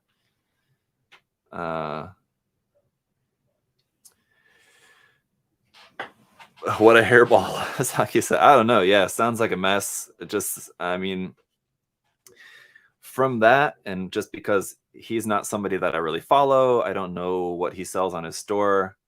I couldn't speak, on that. Just from reading that alone, it sounds like he just bit off more than he could chew, like trying to do too much. And I don't know, maybe should have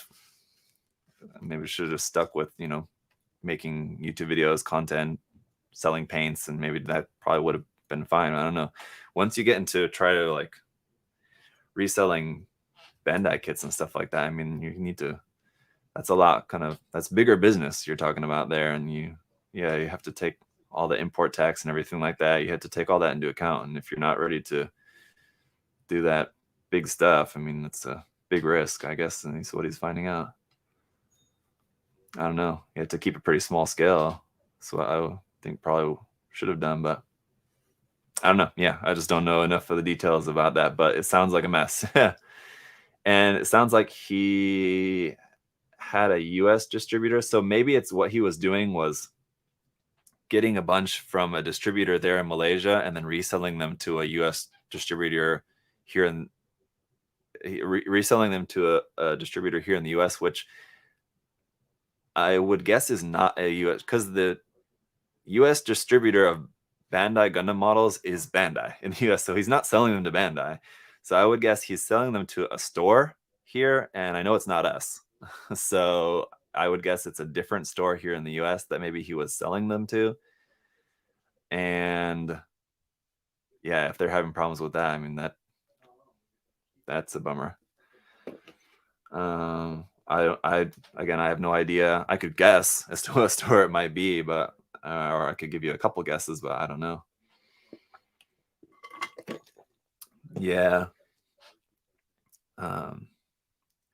The store is down at the moment because we can't. I guess this is more of the message. It looks like the store is down at the moment because we can't even afford to pay our Shopify anymore. We're still trying to find more ways to clear customs. So please give us a month to do so. If we can't clear customs, then we will offer a full refunds for any orders. I would like to sincerely apologize for everything that has happened, and I'm extremely sorry for putting you in this situation. The rest of the email is an apology. Yeah, I mean, like I said, I mean, I don't know the guy, but I would feel bad for him either way. It sounds like you got into a tough situation. Just made some mistakes. Yeah, for sure. That's tough. Don't know. Jeez. For the time being, though, I want to get back to building my own MGEX, if you guys don't mind. But thanks for filling me in on that. I mean, yeah, again, it's not something that I knew about or was following by any means, but it's kind of interesting to hear about. It's always interesting to hear about, anything that's going on in the community, of course. I try to be around online and kind of have a general idea about stuff that's going on, but it's tough sometimes. There's only so many hours in the day.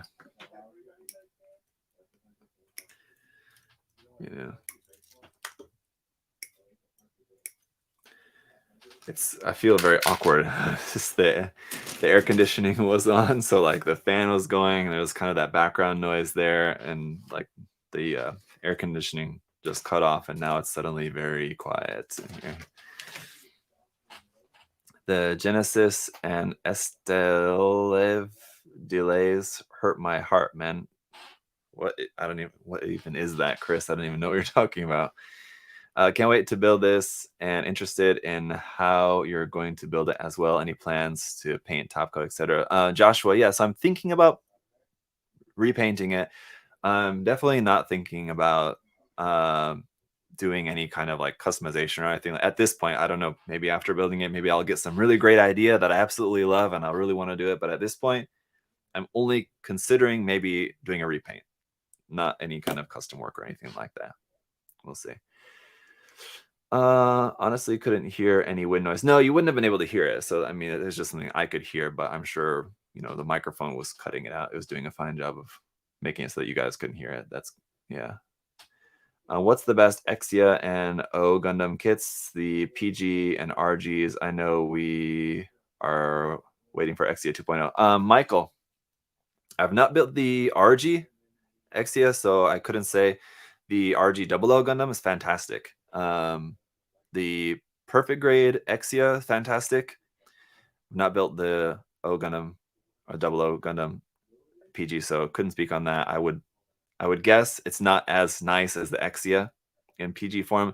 In MG form, I would say both are good. A lot of people will tell you that the MG Exia is crap or that it's terrible because the ankles, the feet, that's like kind of the one reason why people say it's bad. I would say that if MG is your preferred grade, and you want to get an Exia, I would say go for it, because I don't think it's that bad at all. I think it's a perfectly fine kit, and the O Gundam MG is a great kit. Or 00 Gundam. There's no O Gundam, right? 00 Gundam, 00 Riser. Anyway, yeah. So basically, any of those are good. The only ones that I would say are lackluster maybe be the HG, but even the HG Exia and HG Exia might be a little bit underwhelming, but the 00 Riser HG kit is actually pretty good as well. Yeah, as far as a like older HG kit. So you have some pretty good options there, I guess. They're all pretty good. There's just maybe like the HG Exia would be the only one that would maybe be a little bit disappointing. I know it's not to everyone's taste, but I can say for sure this is my favorite MG of all the MGs, Patrick said. This one? Really? I mean, sure, yeah. If it's a great looking kit. Abdullah said the HGXO is trash. I mean, I wouldn't say it's trash. It's not a fantastic HG, but I think it's fine. Jimbo over there on Twitch said people cry over the ankles. It's not that bad and looks better on a standing way. Exactly. Yeah. For the Exia looks so much better in like some sort of action pose. So, 99% of people are going to want that up on an action base anyway, in which case any problem that it has with the ankles is just going to not matter at all. So there you go. The MGXN riser is great if you're considering the O riser and you get your hands on the XN riser. Yeah. I loved that kit. I had a lot of fun with that kit and repainting that one. I painted that one and I was quite happy with that. I liked it a lot. The 7 sword, I don't like the design of the 7 sword quite as much. But I mean, same base kit. So yeah, if you do like that design, then, it's also good. Yep. All right. Let me just see. I feel like I missed something else there in the chat, but yeah, that's about it. Okay. Anyway. Okay. Anyway, Zeta Verka, really amazing. Is it? It's not announced. It's not out yet, right? It looks amazing. I'm sure it's going to be great. Anyway, back to the build, shall we? G. Okay, so we got those parts that we need. Not this one. For this section. Then we can move on to the next. I think I put those parts in the right place. I hope so. I've been kind of like not really paying that close attention to what I'm doing. All right. When in doubt, just like what I'll do is cut the parts I need from this runner, put them where they need to go, then go to this runner. But if I kind of like get distracted or something in between, I'm wondering, oh wait, did I cut out all the right parts? It's a double runner. You can just put them on top of each other and just kind of look at it. Just kind of do one of these and you can see where there's one part where there should be two, where it should be like a doubled image because the runner is doubled. It's just an easy way to check if you got all the parts that you need. If you're building in the same exact way that I go about building. Just a little visual trick there to check, make sure you got everything you need. This and 2021.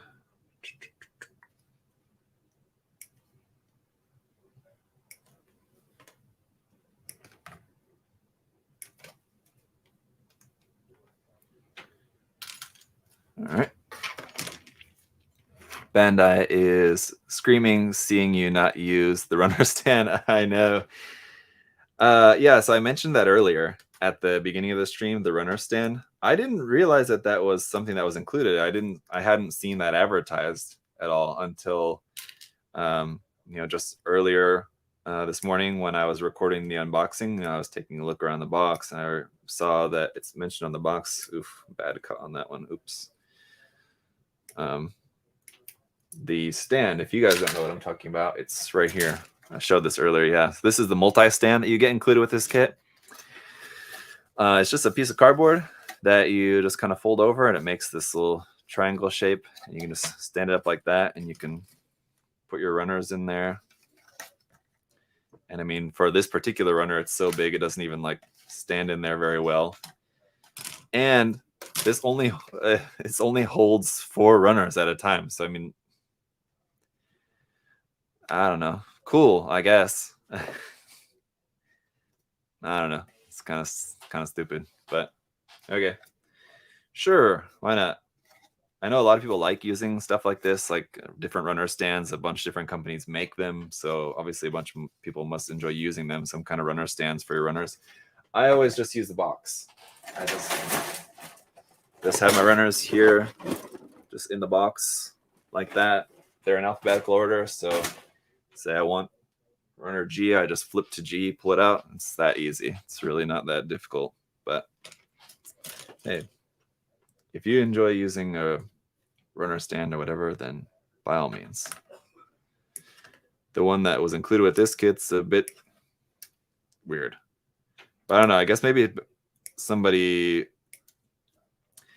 at Bandai maybe thought like, oh, we should make one. We should get on this market of making runner stands. Let's just make something cheap and simple that we can just sell for a few dollars and then realize like, oh wait, I don't know. Anyway, gonna really want to buy this, even if it's, you know, only costs a few bucks. Maybe they thought, well, let's just put it in with a kit, I guess. Abdullah said box is king. Yeah, box gang, exactly. I keep mine in an IKEA file shelf. I don't know what that is. I have loads of stuff from IKEA at my house, and I've been to IKEA many times. I'm not sure what you mean by that, Mark. But an IKEA file shelf. What is that?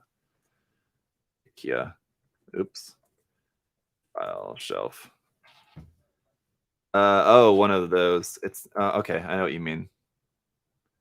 But rather than standing like this, they're standing like that. You kind of just insert them into the thing. Oh,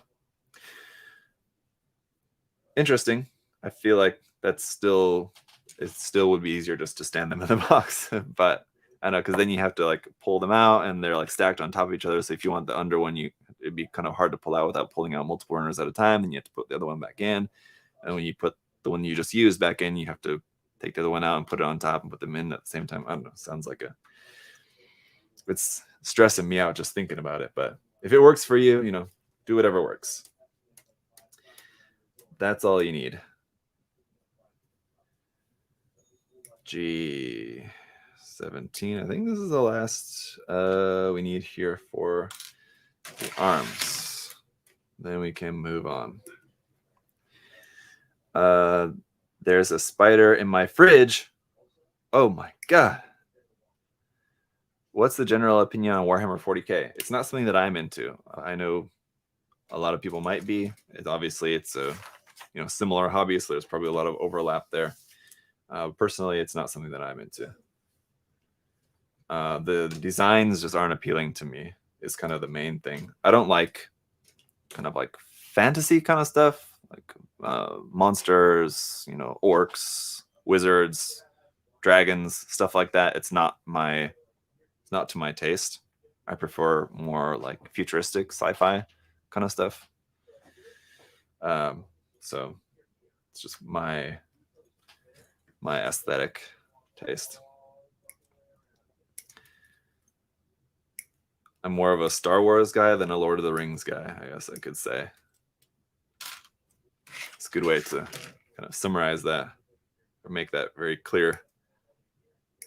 Although if we're just talking about the movies, I mean, I like the Lord of the Rings movies well enough. I've seen them all at least once. A couple of them I think I've seen more than once, but that's about it. Whereas like all the Star Wars movies I've seen like dozens of times. Let's see. What was that?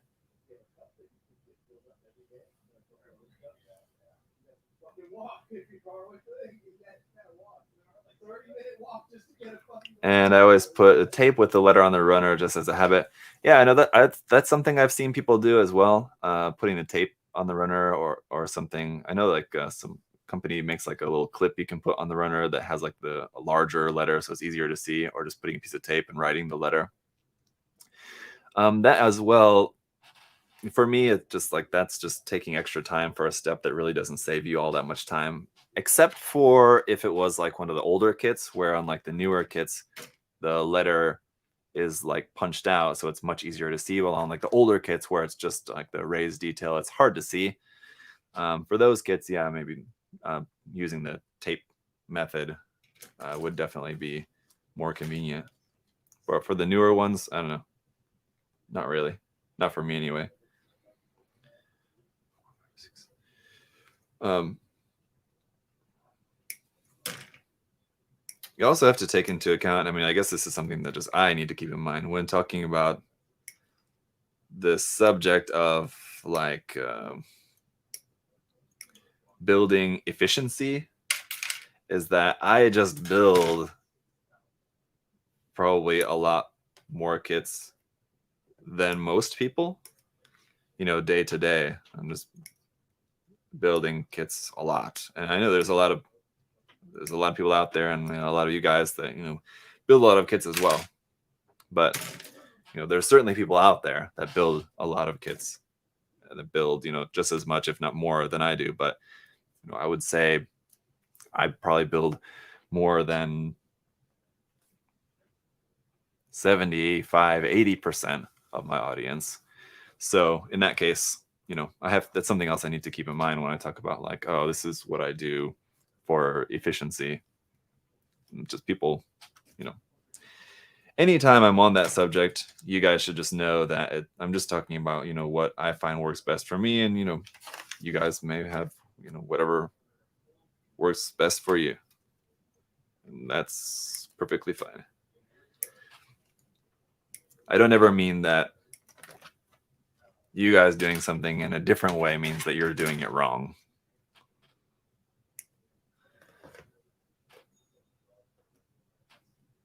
You guys talking about the prices of Warhammer 40K stuff?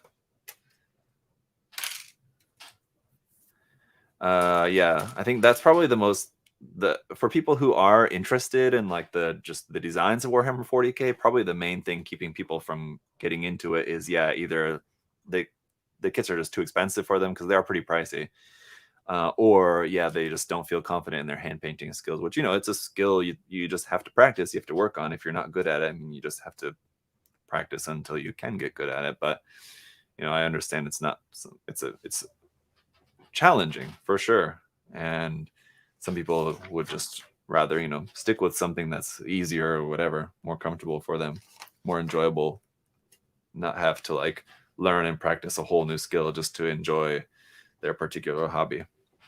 Whereas if some people like learning and practicing a skill is part of their hobby, some people it's not. That's fine. What about motor nuclear kits? I recognize the name, but I can't think of offhand what motor nuclear kits have been. What have they made? Drawing a blank now. 31.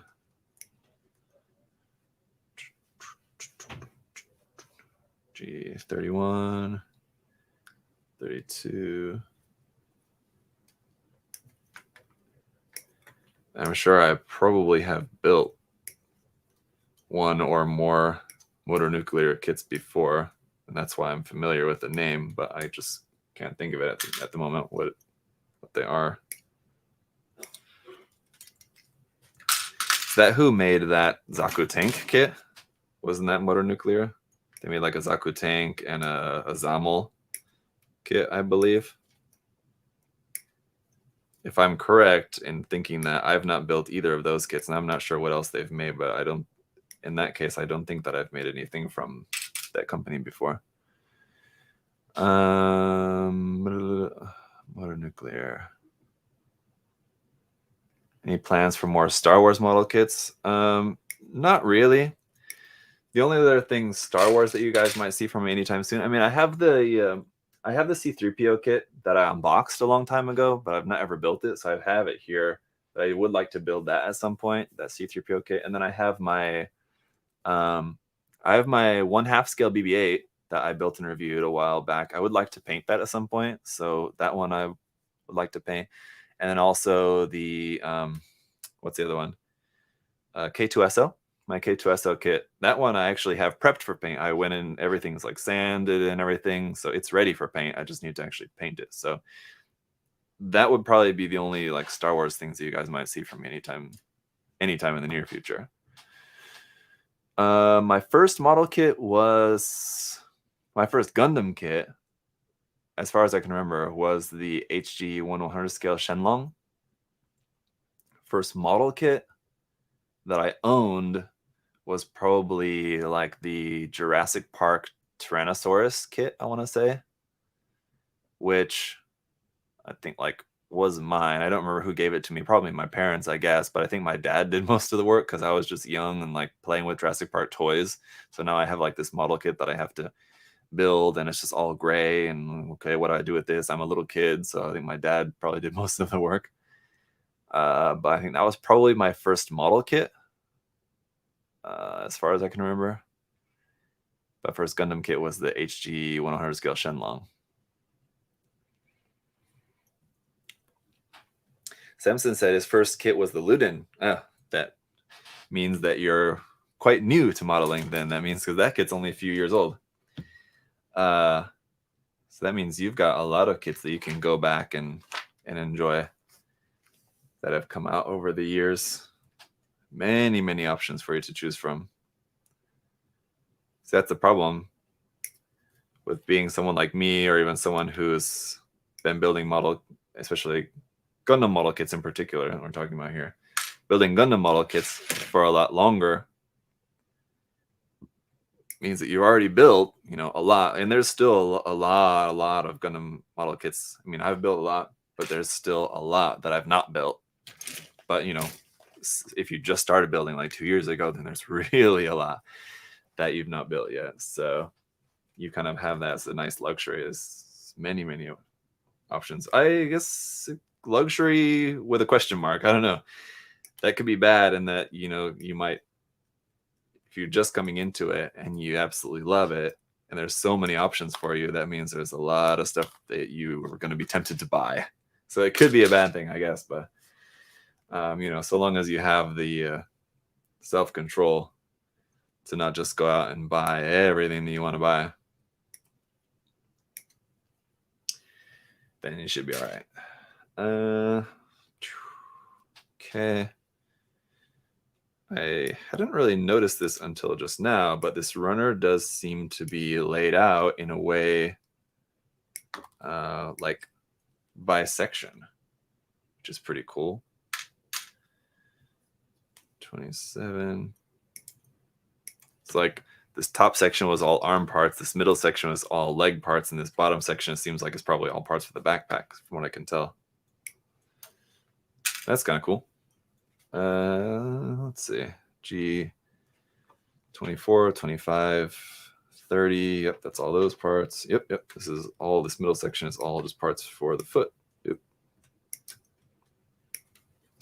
I like when Bandai does that.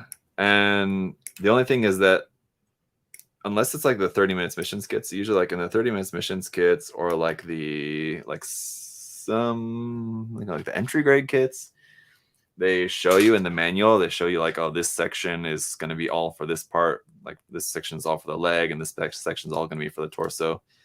On a kit like this, it didn't say that in the manual, so I didn't know ahead of time. Had I known that ahead of time, it would have made it easier for me to do this, what I'm doing now. If I know like, okay, this whole section is all going to be for the leg, I'm just going to cut it out. I don't have to look in the manual and check to be sure. So if and when they do design the runners in this way, I wish that it would be made clear that in the manual, so that I can it just makes it easier if you're going to be building in this particular way. But I think Bandai probably assumes that most people are not building in the way that I'm building, that they're following the instructions, more slowly and carefully, and only cutting out, the parts that they need for that particular step, not just going through and cutting out everything at once. But even if you were doing like that, I guess it would still be easier and convenient to just kind of have everything in one section. And if the manual says, okay, everything that we're going to be needing for this section of the build is all in this one same section on the runner, kind of would also like help, especially for newer people, which Bandai does. Earlier we were talking about like kind of Bandai taking into consideration like people painting the kits or whatever. That's definitely something that Bandai takes into consideration when planning their kits, and especially planning their manual layout, like manual format. They definitely take into account like people being beginners at modeling. So the manuals especially are very beginner friendly. The more modern ones, of course, more recently. So like that's definitely something that they take into account for sure. Ratfink, see ya. John F. Kennedy, bye. Strange. A bunch of people exiting, or they're just saying, you guys are all just saying bye to each other. Are you saying bye to me or to each other? Bye, everyone. It's been fun talking to all. Oh, yeah. Bye. I think everyone's saying bye to Frange. Anyway, yeah, Frange, thank you. Bye. Thanks for sharing the story about Studio FT. I couldn't even think of it. Yeah, interesting. I'm gonna, after this, I'll go kind of look into that more, I suppose. I just want to make sure. I think all these parts left here are all just for the wings, but I'm going to skip ahead. Make sure there's nothing, because I think there might be some of these parts that are needed for the railgun. And yes, that's true. 44, let's see. That might be it. Yep, just the one. Just one part needed for that. Everything else is going into the backpack, it seems. Railgun. Here. Oh.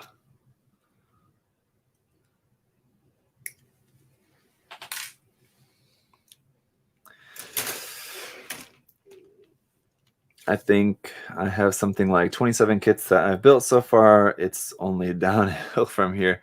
Ratfink said, yeah, that's the other thing that's interesting. Hang on, let me just read this comment here. Is that MGEX Strike Freedom a really great kit to build or just pure hype? I don't know. So far, I would say, I mean, it's definitely both. I mean, surely any kit like this is going to be a lot of hype, but I mean, it's also seems like it's just be a really great kit as well. So there you go. That's the other thing about people who are like just more recently getting into the hobby.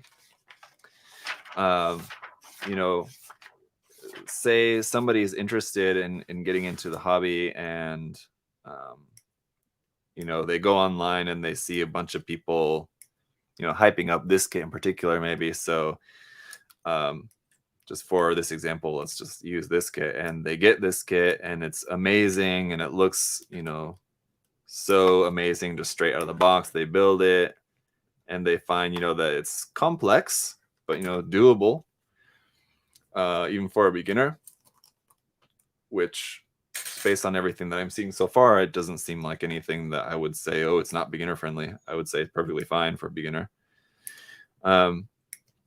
They build this kit and it looks amazing. And then they're kind of spoiled because then they're going to think like, oh, I want to check out some more Gundam models. And then they're looking at, you know, there's all these other really cool designs from 5, 10, 15, 20 years ago. And, you know, then looking at the kits and thinking, oh, wait, those kits kind of look like trash in comparison. I mean, like, sure, in comparison, I can see how someone, you know, who's just like brand new to the hobby might think that way. And that's a little bit unfortunate, I guess. And so you'll hear some people kind of characterize that as like Bandai like spoils people with their newer kits. And I don't think that that's the case. I don't think it's that people are spoiled by how good Bandai kits are now. It's just that it kind of like